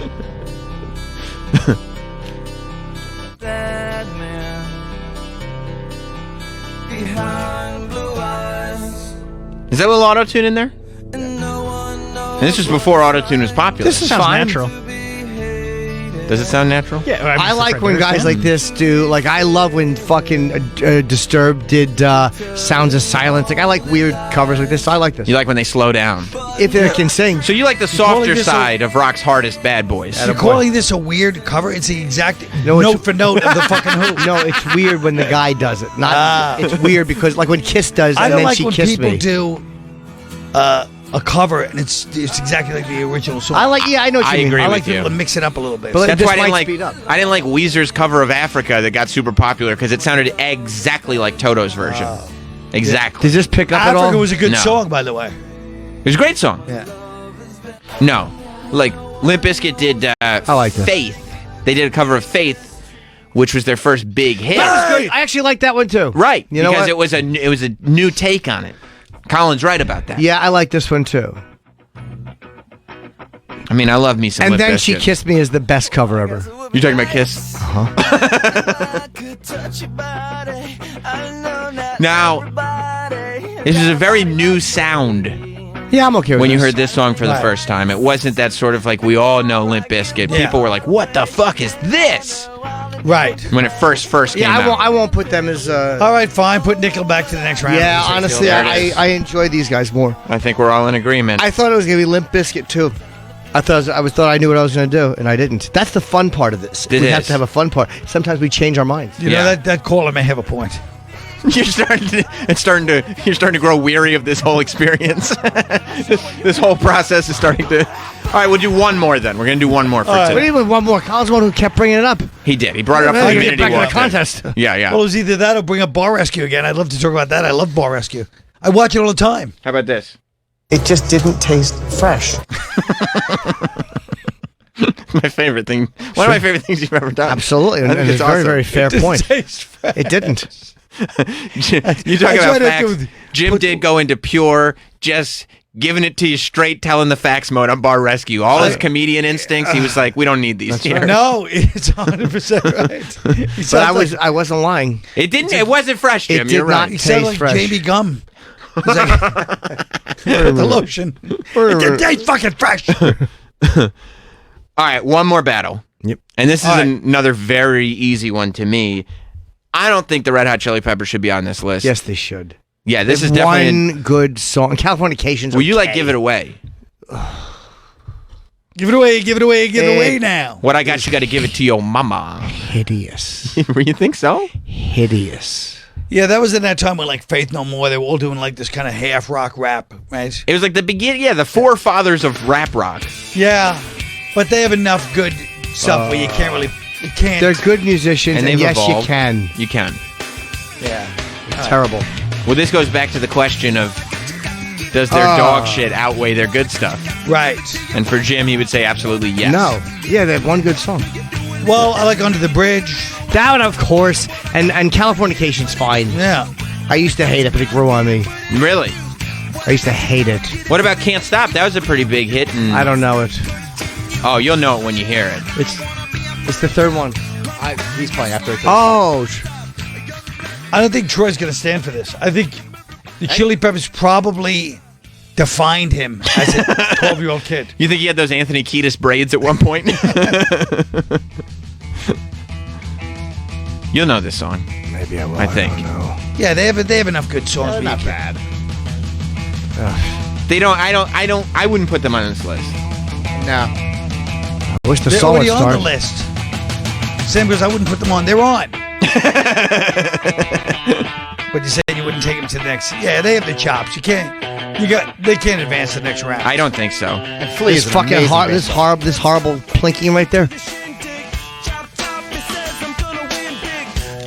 Shindig, win big. It does rhyme. They belong on the list. Fucking shindig, win big. Anthony Kiedis isn't the greatest lyricist ever.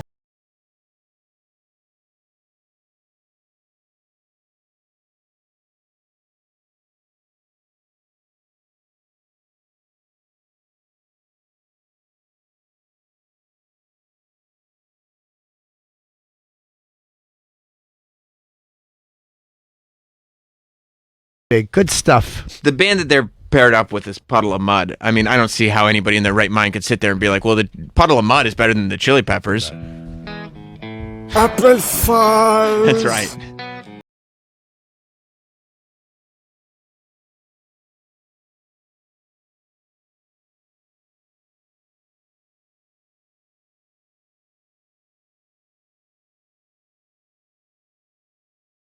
What year was this? This was probably very early 2000s. Well, Maybe 2002-ish. It was that sublime kind of, Southern California rock. You can't say it came out of nowhere. What's that? Want some blueberries? Oh, no thanks. You They're getting boys. sour. All right, so then are we kind of in agreement that Puddle of Mud would advance over Chili Peppers? All right. Well, then that's where we'll leave it for today. Imagine Dragons, Nickelback, Puddle of Mud, and Fall Out Boy all advance into the second round. Yeah. Very exciting. Aren't you excited, Colin? I am. I thought so. I thought you'd be excited. I'd like to see how this ends up. Well, Do you like what are they called? The Dubliners? Oh, yeah. Yeah, me Tom too. Clancy and all that Irish shit. Yeah, I love it. I like Ronnie Drew. What the hell's that? Oh, fuck. What kind of fucking Irish? How do I know that? And you're into being Irish. you go on YouTube I and said look up Tommy Irish. Makem. Do what? You can check out I could have Colin's. said Tommy Drew what, for that matter, Lyle. I'll tell me ma. You don't like... Tell me, Ma. This is just music you like. Love it. Okay. Oh, you don't like this?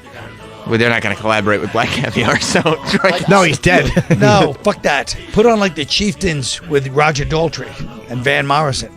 That's not good Irish music. Yes, it is. No, it's not. You don't even know the Chieftains. They're great. Guys ever hear Dropkick Murphys? You ever heard the Clancy Boys? Of course. Yeah. Pogues are terrible.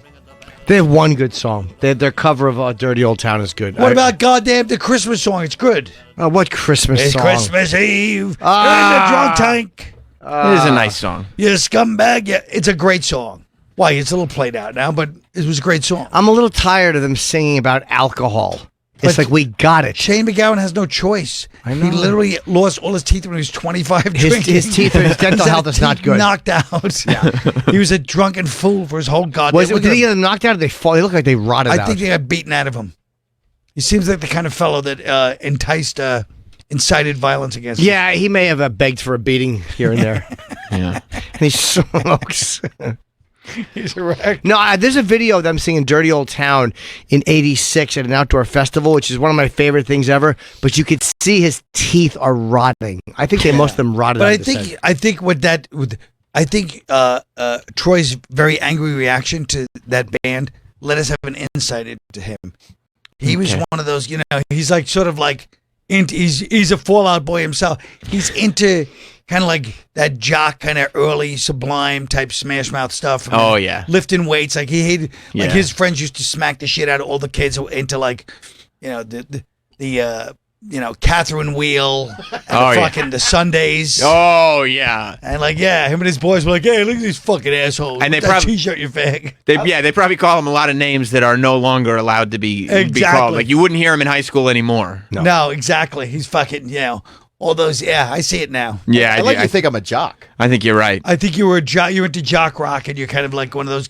You're like one of those guys. So a lot of tats and I think that's true. Look at this picture. Look at over the years. You can see that they weren't punched. They were punched out by liquor and cigarettes. Oh my God! They're Rotted out of his falling face. and rotted. Go to that one there, Troy. Oh! By the way, you know who looks like that when he doesn't have his teeth in his mouth? Oh, Rich Voss. Yeah, look at his teeth. Look at how disgusting those are. It's Black. true. Yeah. He must my be God. unpleasant to talk to. But he aged well, at least. Yeah, Give I him mean, that. he looks like Speaking of Rich Voss, Voss will be here Hi. tomorrow. Let me explain something. Yeah. We should take another break and then come back to wrap up the show? Yeah. Awesome. Colin Quinn is in studio with us. Red State Blue State is on Netflix Where's as well Colin as performing? The Touche and New York Story. He'll be in Louisiana on November 2nd, and then he's headed on November 29th to the Mohegan Sun Pocono in Wilkes-Barre. That's a good gig. Yeah, man. I've done that before. It's a very good gig. I'll be in North Carolina, Charlotte in November, and also Philadelphia Helium. Tickets are going very fast for Helium. Awesome. Check out Jim. We'll be right back. And Carl. Yeah. We'll be back with more Jim Norton and Sam Roberts. It's Faction Talk. Here's the big question. Does relish go on anything but a hot dog? Fat asses, wings. These are things we talk about. Music. We know what a star is. Well, you're looking at one. Will I get knocked out by Chuck Liddell to be the future of old radio? Yep. Blow everybody's mind. Like, whoa, they do it live? There's too many LOLs. Hey, you know what? That's a great point. Jim Norton and Sam Roberts. The Jason Ellis Show. Covino and Rich Bennington. Faction Talk. Live, uncensored, and on demand with the Sirius XM app. That is the sound of a good time right there. NBA opening week has arrived. Bright stars are in new homes. Kawhi, pull up, three, good! Spins down the lane, shoots, no.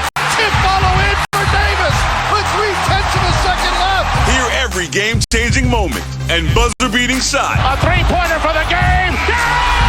And stay caught up with the only place on radio for 24/7 NBA talk. Sirius XM NBA Radio. Sirius 207, XM 86. Hello, beautiful. I'm Amy Errett, founder of Madison Reed, a hair color company I named after my daughter. We've heard from thousands of women about hair color, and the number one concern is finding the right shade. With Madison Reed, we guarantee you'll find the right shade. You can choose from 3 different ways to get color matched. Call, chat, or text a licensed colorist who will help you select your color. They're available 7 days a week. Or take our online color quiz that asks you the same questions a colorist would. You can even try on different shades of hair color with our virtual try-on tool at madison-reed.com. With our 100% money-back guarantee, you can shop with total confidence and experience gorgeous, shiny, multi-dimensional, healthy-looking hair color. Visit madison-reed.com to find your perfect shade and get 10% off plus free shipping on your first color kit. Use code FUTURE. That's code FUTURE. Try it. Love it. That's the beauty of Madison Reed. What if we told you there's a quick, easy way to get rid of the daily hassles of contacts and glasses? And even better, what if it could cost as little as $250? Well, it's all true. All thanks to LASIK Plus. Now, for a limited time only, LASIK Plus can help fix your vision for only $250 per eye.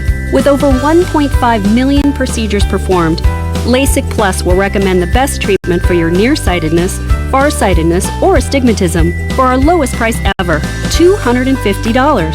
Check out our reviews online and see for yourself what real patients are saying about LASIK Plus. To schedule your free LASIK exam, call us at 844-343-2020 or visit LASIK250.com. That's 844-343-2020 or visit LASIK250.com. LASIK Plus, you won't believe your eyes, or our amazing $250 LASIK special. Results may vary. Restrictions apply. See details at LASIK250.com. Message and data rates may apply. Ladies and gentlemen, this may be the last time you ever have to worry about hair loss. Because Bosley is the real deal.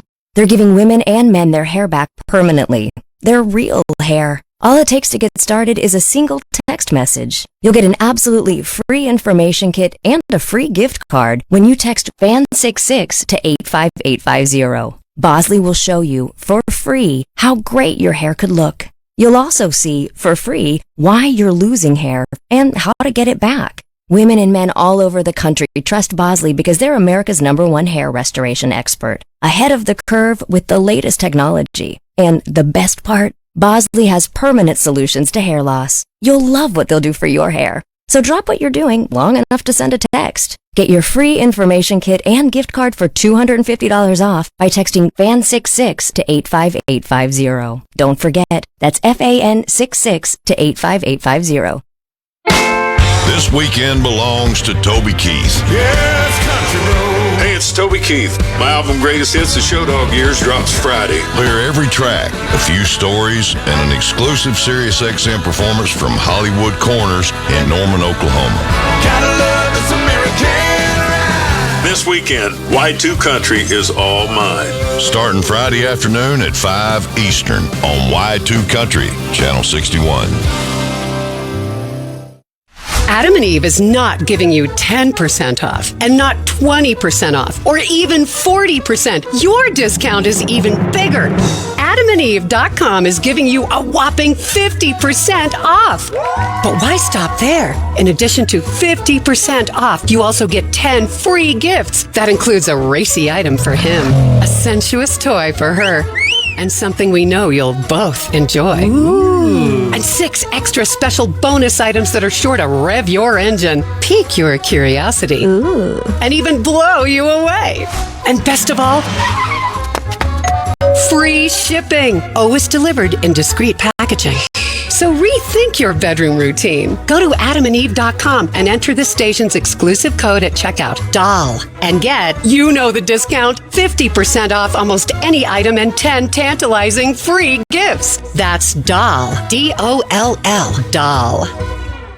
Are you a business owner who needs working capital to help grow and support your business? Do you know where the money is going to come from? Have you been turned down from a local bank? If you need working capital and need it now, call Capitus. We provide up to $1 million in alternative financing to retailers, restaurants, hotels, and hundreds of different types of businesses. Unlike getting financing through a bank, our unique financing services are very flexible, with repayment plans customized to meet your needs. Our underwriting is extremely fast, allowing approval in as little as 1 day. It's totally stress-free. If you've been in business for at least a year, have an annual revenue of $150,000 or more with a minimum credit score of 550, pick up the phone and call now for a free no-obligation consultation to see what you qualify for. Dial 800-950-3788. 800-950-3788. That's 800-950-3788.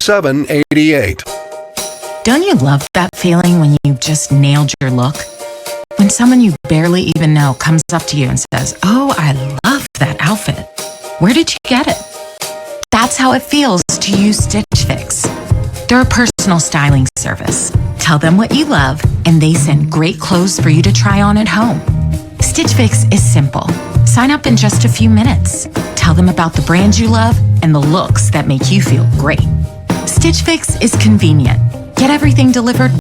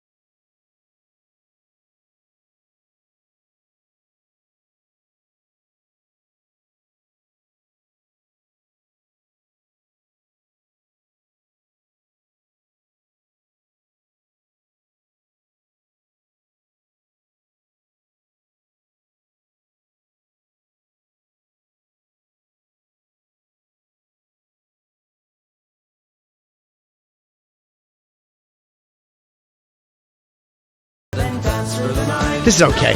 His cover of Dirty Old Town live is the best thing ever. Aside from that, I like the song. Song's It takes you on a journey. Stop saying it's great. Takes you on an emotional It is journey. great. No, it's not. Look, I don't even love the Pogues, but I'm saying this song's amazing. They had a couple of good songs. You didn't like Ronnie Drew. You gave it 2 lines. You went, no, put Pogues on. I did not. Fucking I was fake ready to Irishman. listen. Colin Quinn is here, by the way. He's been Hey, listen. spending the morning. Ready? Oh, yeah. Apparently, they didn't tell Sirius XM we're taking that out. Whoa. Oh. XL. Oh, It no, is. It's XL? This is an XL channel, yeah. Yeah, The watch boys out. upstairs are going to really want to talk to you guys. Watch out. I never heard this. Colin Quinn has been spending the morning with us, gracing us with his presence. That's right. He can spend the evening with you if you've got Netflix. That's right. You can watch Red State, Blue State with the whole family. It's Tell them to available. watch Cop Show on Instagram. Yeah. Is that Cop Shows on Instagram? Well, Like, just little segments of it, yeah. did you put it on IGTV? It's very funny. No. Why didn't you put you could put the whole thing on IGTV? I know, but we're trying to do it in small things first. Little taste. I see. And how can they find Cop Show on Instagram? Well, go on Instagram and just go. Is it on? Is Colin it? Quinn. Yeah. Oh, okay, it's on your Instagram Yeah. account. Okay. So, yeah, watch Cop Show. It really is a brilliant piece of work. how funny would it be if Reagan and Nicholson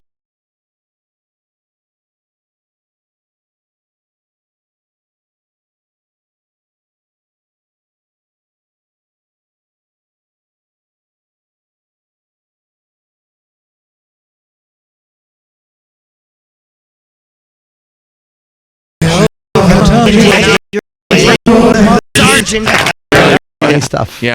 What would happen? I was just wondering how it would go if the police house were visited by the president of the United States. Of course, this would take place in the early to mid '90s when President Bill Clinton were still in office. Well, I don't know what you're talking about, Sam. You got curly hair. Why would I be? What would that have to do with Cop Show?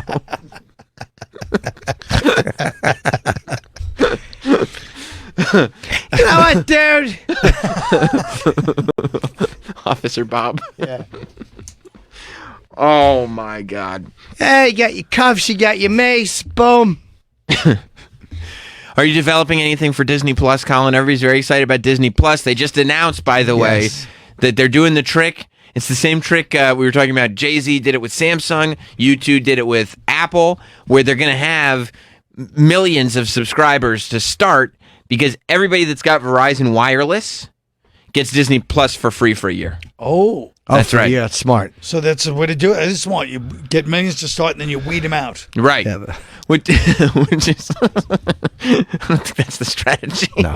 which is brilliant because if you buy an iPhone, you get to have Apple's dumb streaming service for the Right. first year. So if you get a Verizon iPhone, you get everything. Well, I'm an AT&T customer through and through, so I don't know about that. Me too, Carl. Me too. You don't have to tell me. They've certainly rarely let me down, unless I go into any elevated space of more than 6 feet. They are the worst. A place with more than 4 trees or any elevation. Otherwise, they're perfect. You're saying AT&T is very good for flat fields. Yeah, exactly. If you're sitting in the AT&T lobby, I fucking hated that piece of shit service. I dumped them when I lived on the west side. Horrible. I had to buy like a little tower for my house.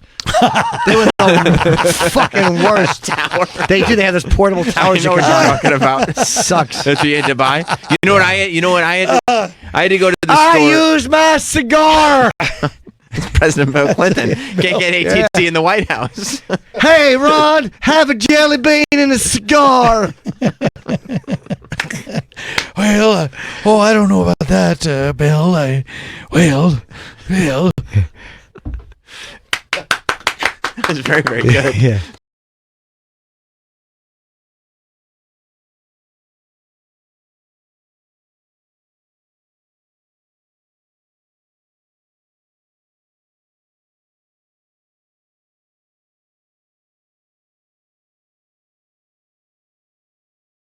Good. Thanks, Bill. Wish you would have thought of that before you had that incident. Yeah, I didn't know it was a cigar. I thought it was a long jelly bean. Oh, that's pretty good. And I remember you always said you didn't inhale. Maybe you shouldn't have inhaled the cigar. That's a good point, Ron. Trickle down her leg. Guess what? That guy's never going to complain about the worst bands ever thing again. No, he won't. If you have to laughter like that at the end of the show, how can he? Exactly. There's exactly laughter. right. We brought laughter. Look at that material Effortless. that you're just bringing Effortless. us. Yeah. I can't believe it. You pulled out all those very up-to-date cultural references. Effortless. Yeah. People want to know, man. People want to know. Yeah. It's easy. It's good. It is good. You guys just pulled that out of your ass, huh? Mm-hmm. That's incredible. That's why you're two of New York's great comedians working today. Yeah. Finest. The finest. The People finest. look down on impressions nowadays in What? comedy. It's crazy. But guess what? What? A good impression still makes us all go, that sounds just like the guy. You know what I hate, though? When a comedian goes on stage and they just go into the impression. I like when they turn around. That's right. And then they turn back around, so it's like then I get lost in the character. There's certain guys like Rob Magnotti is like an impression savant. Like Right. he does he was doing Nicolas Cage before anybody did Nicolas Cage. Yeah. And he does Travolta. Yeah, a lot of guys do it, but like he's so fucking good. Sandy. He's really that's not That's actually bad. quite good, too. Yeah. Sandy. Yeah, it's a good one. Yeah. A good impression will always be funny. Frank Caliendo. I can watch Frank Caliendo for hours. I've got on and watched his clips. That fucker, because he does new Pacino. Yeah. He's just great. John Madden, he does weird ones. No, Daryl Hammond. Daryl Hammond will do. Incredible. Yeah. Dan Soder does great impressions. Yes, he does. Who does Dan do? He does Andre. He does Macho Man. Who else? Since you're over there selling him like he's Rich Little. Well, in Sam's world, he is Andre and Macho Man. That's true. It's a kind of a deep cut, but he does a pretty good Jake the Snake Roberts, too. By the way, I do Precious Paul Ellering. I don't remember him. I would freak out if you started doing Precious Paul Ellering. No, but I could do Bulldog Brower. That's pretty good. That is. That's very, very good. Yeah, George the Animal, what, dude? Eat the turnbuckle. Well, look, you guys, if you're in Louisiana, there in the Lake Charles area, you can get some of this in But person. you're burying the lead. I'm with Norm Macdonald on that gig. I didn't know that. It Yes, wasn't on it my doesn't say that on my the prep data. sheet. So it's And I'm like, with Tim Meadows at the other one. I'll tell you this.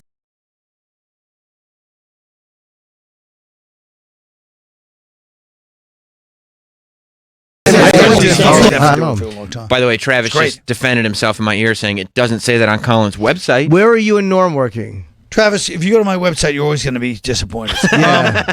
You've got to go to the club's website. You got to dig a little deeper, Travis. Oh, President well, Belmont. that's what she said. Careful, Bill. Rod. You'll get jelly bean juice on your purple dress. Well, I think it was a blue dress, Ron. I mean, Bill, but okay. Oh, what do I know? Bill keeps trying to bring Ronald Reagan into a jelly bean bit. It's the second time. I know. Yeah, that girl had big jelly beans under her brassiere. I got it. Colin Quinn and Norm Macdonald are going to be doing a show called Weekend Updates Collide. And that's happening at the Is that what they're calling it? No, I made that up. Just no, now. Sam- I didn't even know Sam- Norm Macdonald was on this show. I was making a joke. Yeah. It's in Lake Charles, Louisiana. And then on November 29th at the Mohegan Sun Pocono in Wilkes-Barre, Pennsylvania, Colin Quinn is joined by Tim Meadows. Yeah, come out, enjoy a little gambling before the show, and then stop by and see the show. It's a big deal. There it is. Yeah, play, you know. Does Syracuse have a casino? We should do all the casinos. Of course Syracuse has a casino. They do, yeah. It's like Of course 40 they minutes do. away. Yeah. Are you and Norm sold out? That's got to be sold out. Oh, If my not, God. They're bringing more extras. No, I don't know. Well, check him out, and if you're not in the area, of course, you can see Red State, Blue State now on Netflix, as well as Colin's other specials, New York Story and Unconstitutional, all on Netflix. Colin, it's been a real joy having fun, you guys. in with us this morning. It's been too long. It's been real. It's been nice, but it hasn't been real nice. I love it when you do that. I don't. It's from high school. I don't like it at all. Oh. Well, thanks, everybody. Are you Thanks for coming in, Ron. Oh, thanks for having me, Bill. Hey, President Clinton, any idea where Jim Norton's going to be coming up? No, I don't know, you wire-haired little bag of shit. He'll be at Helium in Philadelphia, which is the birthplace of the Constitution. That's good. We're gonna I'm trying to tie it into That's really good. politics. And Speaking of Constitution, you ever see one when it's rolled up and put into a fat girl's vagina? well, Have a jelly bean. not doing a jelly bean bit, Bill. it sounds like Harry Carey, his Bill Clinton. It does. Why you got to criticize my Bill Clinton? It's my bread and butter. Now everybody on the road's going to be yelling.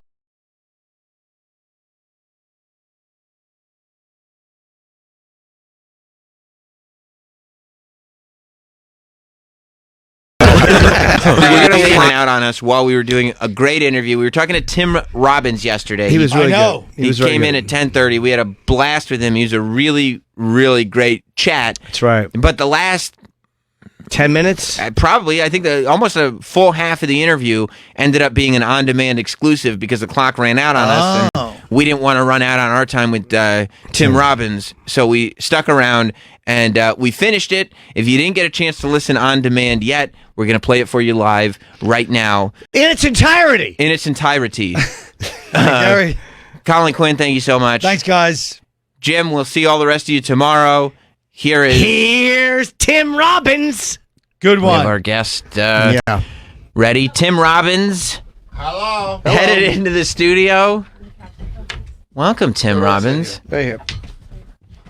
Sit down right there. How are you, man? Doing good. How are you? Good. Good. How are you? You know what's nice too, man. about Tim Robbins? He walks in. He's a tall man with a presence about him. Yeah. There's nothing worse than having a tall great man without presence. That's right. Right? First of all, yeah, a tall man without presence is insane. Scary. But also, you know, when you have great respect for an actor and he comes in and he's a little diminutive man, you go, oh, you just humanized yourself. You're short. Right. Yeah. Because you're short. You carry yourself like a tall icon. Confident. Confident. There's a confidence to that that Yes. short men do not have. Yes. I don't have it. You don't want to crouch when you're tall. No. Right. I always like when tall women take a photo with me because I'm like 5'7" and they always crouch down. I'm like, no, just be tall. Yeah. Have you ever worn those 70s platform disco shoes? No, With the but I would fish in love them? to. Try to compensate. I would love to. I would love to. I would like to see you in that. Yeah, me too. Like a fly outfit too, like just like completely discoed out. Just standing on something and looking, like on my terrace, if I stand on one step and I look over, I'm like, that little 4 or 5 inch step is like, it does feel different to look from that height. I love it. Yeah. You know you're taller than me right now. I have my with the chair up chair. high because I like to do this with my leg. Yeah. I like to place it up here, but that's simply because Tim's chair is 9 inches lower than mine. You know what I've tried to do recently, and this is probably giving out too much information, but I'll stand up on a squatty potty when I pee, and I'm sitting there going like, I don't understand how tall people aim. Oh man. Like, because I'll give myself an extra, 6 inches or whatever, because the squatty potty's that like. Why? Because I want to see what just life see would what it's be like like to if be I tall? were that tall. It's difficult. It is, right? It is. So much splashback, and it gets all over the place. Yeah, you got to clean up after you. What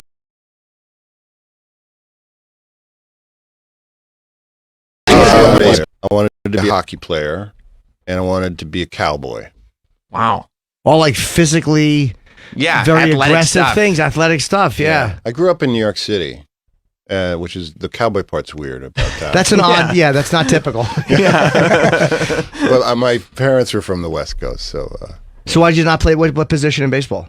I played third base mostly, and in hockey I played defense, and so I wound up playing. I also wanted to be a fireman too, so I wound up being able and an astronaut. I wound up playing an astronaut in Mission to Mars, baseball player in Bull Durham, and a fireman in this play called The Guys. So still looking for that hockey role. Yeah, it'll come though. 60-year-old veteran comes out of retirement. Yeah, maybe like Mighty Pugilist. Ducks Part 30. Yeah, How was it playing an astronaut? We've interviewed a couple of them. They're really usually interesting guys. One was not so interesting, but one was Buzz. We've interviewed Buzz Aldrin. Very interesting. Very Yeah, interesting. I met that guy. He's very interesting. Did you have stories to tell him, or did he more have stories to I tell love that you? he decked someone because they asked him. They would like question. Yeah, him one of our and favorite clips he just- ever. yeah, that's great. He just Yeah. couldn't take it anymore. The guy called him a coward. There are no words. Yeah, but isn't that great too? When you walked on the moon, you should be able to. If somebody's being an asshole to you, punch him and just end the situation. Yeah, well, there you go. That's how the system looked at it too. It was like, it's fucking Buzz Aldrin. Like, what are you gonna do? Arrest Buzz Aldrin? Right. I mean, come on. Right. You didn't kill anybody. Just sock. That's a Buzz Aldrin thing to do. You sock someone. Yeah. Yeah, I liked meeting him. He was really interesting. When did you realize that you weren't going to be an athlete? I still have not realized that. Okay, you're still working on somewhere. Still, the dream is still alive. Pathetically alive. Yes. Just joining like adult softball leagues, and this could really turn into something. the last softball team I played on, my knees couldn't do it, but I still play hockey because it's not as impactful. Really? Yeah, you're skating, so you're not going. Right, right. I guess so. Yeah. Did you find out, like, did you try out for anything? They're like, look, this is just not going to go anywhere, or is it like anything else, it just kind of fades away? You start acting, you're like, yeah, baseball is not going to happen. I forget all forms of rejection. You do. That's quite healthy for auditions, though. Yeah. That's really healthy, because I remember every single one, and I repeat every time I go in for an audition. That's a healthy way to be. Yeah, you know.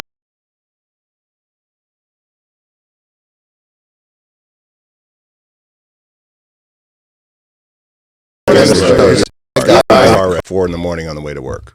So it's good that I didn't get the part because I didn't die from it. And you can convince yourself of that? That's probably true. That's probably what would happen. It's a healthy way. Sure. I mean, everyone that dies in a plane crash, hey, look, if Leonard Skinner wasn't successful, was it Stevie Ray Vaughan, whatever his name was, the lead singer, wouldn't have passed away. That's right. Yeah. So I guess you're right. That's right. Stevie Ray Vaughan, the lead singer of Leonard Skinner. Glad this isn't a music channel. You're a rock and roll historian.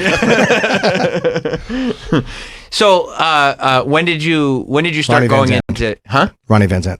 When did you start going into acting? When you were like, okay, because really, I mean, it's really not such a bad trade-off when you're like, obviously you always wanted to do something like cool, whether it's being an athlete or an astronaut or a cowboy or a fireman. It's all these fantasy jobs that kids have, but acting is kind of there. Yeah. So, my first acting experience was as an altar boy. You had to learn your cues, you had to learn your lines, ring the bells at the right time, all that kind of stuff. And you're on a stage, a mass. And so I guess that was my first. And then the second thing I did was in Catholic school, I played St. Peter in a play called The Boston O'Tooles. And I wanted to play St. Patrick, but some Irish kid got it. And so that was my first play. And did you think to yourself, and you were what, 13 you said? I was at that was 10 or 11 at that So were you 10 or 11 and you were thinking, well, if I'd gotten St. Patrick, I probably would have died in a fiery bicycle accident. So it's all right. This is what I was meant to do. No, I didn't have that healthy outlook yet. You're still forming that. Were you really religious? I was raised Catholic. Yeah, me too. I just drove by my old church when I was a kid. It's weird to look back and go, if I used to go, that was a big part of my life. Which church was it? I don't remember. It was in Edison, New Jersey. It was just a tiny little church. Yeah. Mine was St. Joseph's on 6th Avenue. Communion, confirmation, all that stuff? Yeah, all that stuff, yeah. When I was confirmed, they asked, what do you want to be your confirmation name? Mm-hmm. And it's supposed to be a saint's name.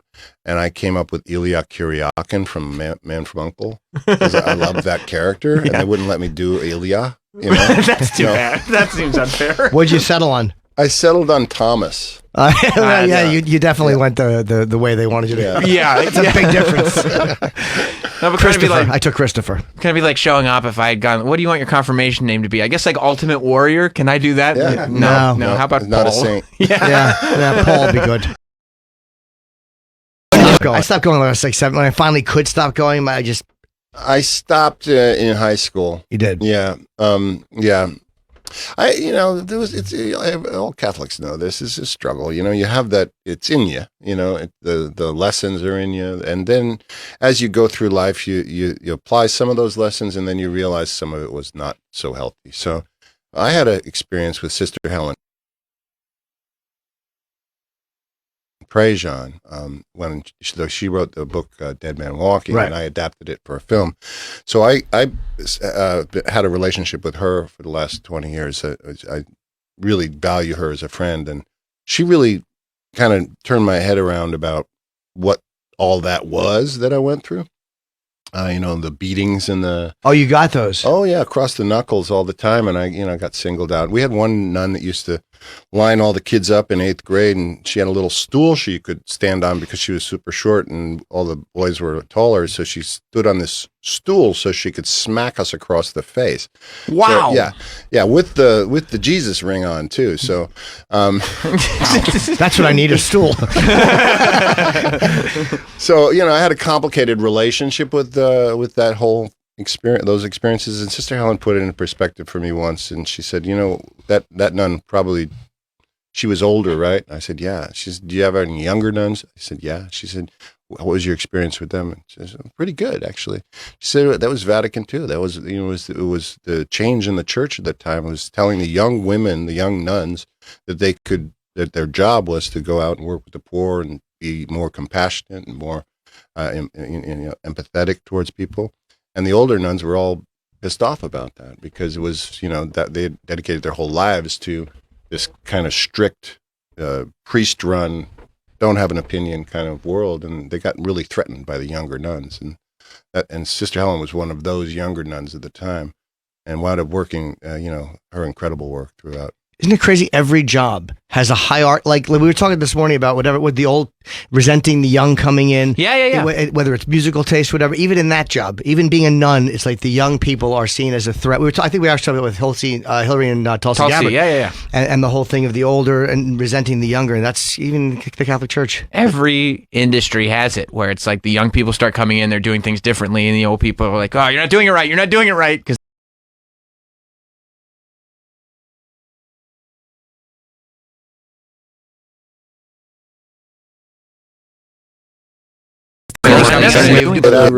Yeah, that's right.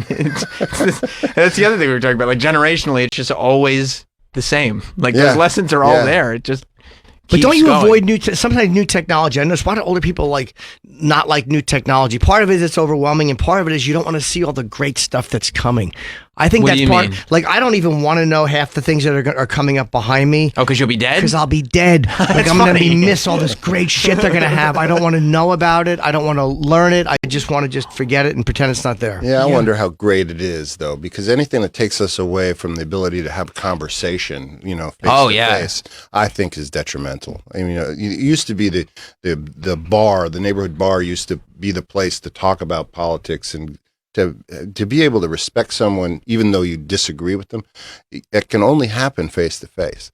You can't do this abstract thing of hatred towards someone else when you're typing into your keyboard late at night, tweeting out some hatred. It allows you so much more in the abstract to hate, which is impossible or nearly impossible to do eye to eye. But it's weird because I feel like more and more, even when you start talking to people eye to eye, they almost, at least in the beginning of the conversation, sound like they're tweeting. Mm-hmm. You know what I mean? Like they have their 140 characters that they would have put in a Twitter. And here's my opinion. You're like, no.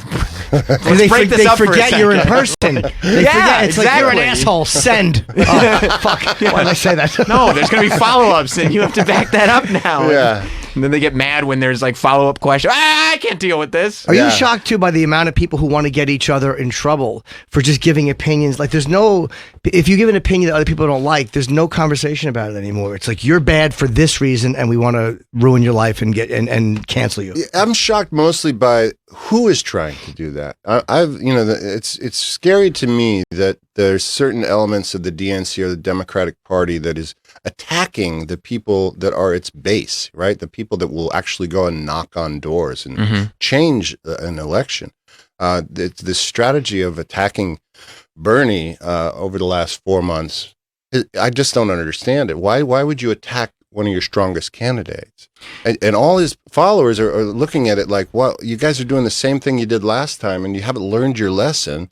I just don't understand the strategy. It seems like they want a candidate who they think is guaranteed to beat Trump, which is what they thought they had last time.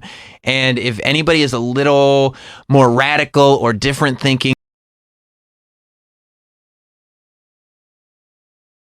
expert, how many times is an expert allowed to be wrong before they're not an expert anymore? Right. And this seems to happen just every time. It's just, who we're listening to, or why we're listening to these same people that screwed it up last time. I just don't get it. I'm all for a change, whatever it takes. But it just seems to me what's stupid to attack your base. Did Bernie have another choice too? Because when they found out that they were screwing him, I guess Wasserman Schultz, and they were screwing him in the last time, and then he kind of lined up and supported Hillary just because they wanted to beat Trump. Do you think there was another alternative for him at that time? I don't know if he could have done anything. I was always like, why did he just get in line behind her when he was more interesting than she was? And I think he would have done better in the debates than she did. I think he realized that she was better than Trump. But here's the thing. He went out and stumped for her, went all over the place for her. And now her supporters and that wing of the DNC is saying that he never did that, as if it never happened, which is even weirder for me. It's like, why don't you accept reality? By the way, I'm doing 1984 in Los Angeles. It's the concept of doublespeak, holding two contradictory thoughts in your head at the same time, being able to go to either one, whatever's convenient at the time. It's crazy to me. I would love to see it stop because, it's not going to be an effective strategy in turning out people. I think the only way we're going to beat Trump is if there's a massive voter turnout.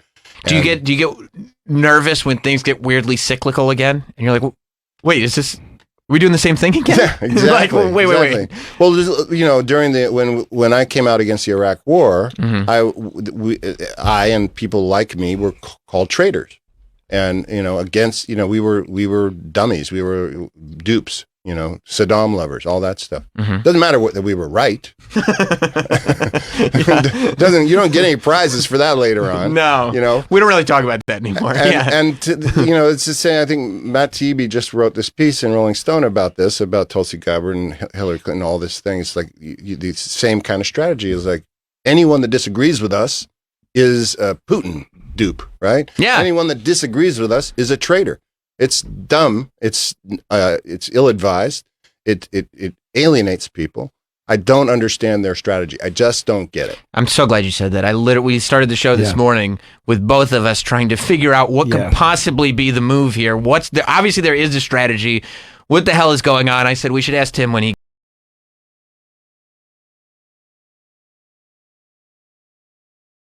As a Chelsea fan, I resent it. Yeah, I resent it. That makes sense. That makes a lot of sense. We were talking about Dead Man Walking. When you write and direct that movie, and you get a nomination for directing and the whole thing, does it make it appealing to you to be like, oh, I should keep directing movies, or do you go, oh my God, this one went so well, the standard has been raised so high, let me just act and let this speak for itself? No, I wanted to direct more. I directed a film in '99 called Cradle Will Rock that I'm super proud of. But then my kid Miles was at 7 at the time, and he said, "Daddy, I like it better when you act."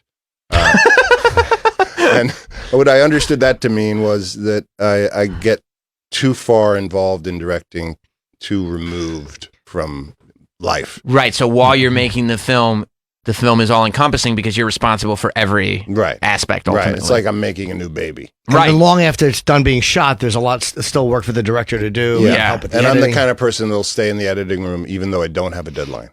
So I took that and I stopped directing for film for a while, at least until he finished high school. And by the time I was wanting to get back into it, I was able to do some television shows, but the pieces that I am writing, it's been a little rough to get them set up. Do you fight with editors a lot? Like they said that Tarantino said his editor was so good, though she died hiking, but she was a big part of his success. And he said they would fight all the time, and he said she was usually right. Do you go through that with editors? I love editors. I just worked with one, Neil Stelzner, on this documentary. It was just in Venice Film Festival and New York Film Festival. It's a new film of mine called 45 Seconds of Laughter.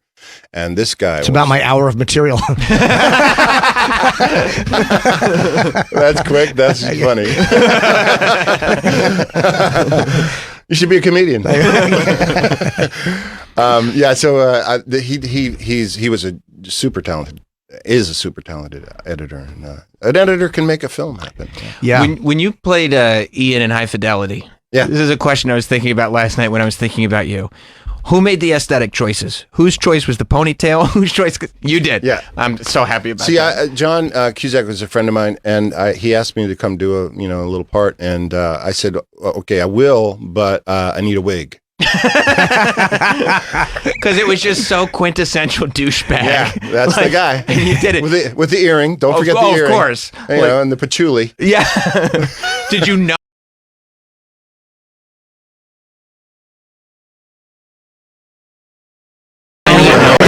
You. That faux new age sensitive male that's Right. really a prick. Literally the worst case scenario for the new guy your ex is dating. Yes, Like, exactly. What? What does it say about me? I don't even know if I like you anymore, but I still. It's so great. Yeah, thank you. Yeah, I think the ponytail was the right choice. Still have the wig. Do you? Yeah, bring it out on Halloween. Oh, that's incredible. Yeah. I love that that's the character, by the way, that you go to. Like, people are like, oh, I wonder what he's going to do for Halloween. Is he going to be Andy Dufresne? Is he going to. No. Ian from High Fidelity. Do you save stuff from films? Is there anything you get, like little pieces, like little trophies or anything you save? Are you like a hoarder of that stuff or no? Like a rock carver thing from... anything. I actually have I have my garter belt from Bull Durham still. That's awesome. The rose goes in front, big guy. I have that. I have my jersey from that. I have one of my jerseys is in the Hall of Fame, Baseball Hall of Fame. Really? Yeah, from Nuke LaLoosh. I have rocks that some extras gave me on the set of Shawshank as a wrap gift. Mm-hmm. They had collected these rocks, and you know, I was very touched. They're still on my, in my office. I save stuff, yes. I'm not a hoarder, but I but I mean, stuff. like, yeah, I'm a saver Souvenirs. too. It's nice to have things. I don't go through them much, but when you go through them, it's just nice to have that stuff. Here's a question that was posed to me by a big fan of Shawshank. How did Andy close the poster behind him? This is so dumb. You know, this comes up. It's so easy. You put the tape at the top. You go underneath. That's what I said. Dude, that's literally what I said. I don't get why that flaps as you go. Yeah. Yeah. It's so not like you easy. take the whole thing off the wall Yeah. and then have to put it back on. It's taped on both sides, but the bottom isn't stuck. That's right. You lift up from the bottom and go in the hole. You let gravity take its course. Yeah. Yes. So what do they simple. think? You're not in fucking interstellar space where you lift the poster and it stays floating. Yeah, that was it was the Stephen King, Rita Hayworth and the Shawshank Redemption. Were you a fan of his before you did that? Oh yeah. It's amazing how many things people forget are actually his. Yeah. Yeah. And Castle Rock now is a Stephen King thing. Yeah, you didn't. That he can write across genre like that is just, a testament to his talent. Even his non-fiction stuff, like when he writes about writing, everything he does is just interesting. Yeah. Castle Rock season 2, by the way, premieres tomorrow on Hulu, and I already know people are already excited because basically it's this like anthology series that incorporates just Stephen King's whole universe into this series. First season had a whole bunch of references to Shawshank.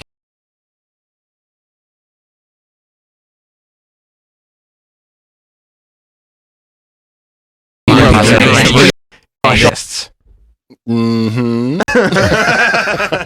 Yeah. Do you think they'll be satisfied, these people who are... I'm not sure about that because they're such different worlds. You know, the Shawshank of Castle Rock and the Shawshank of the movie. Yeah. And that's, again, a testament to his talent. You know? Mm-hmm.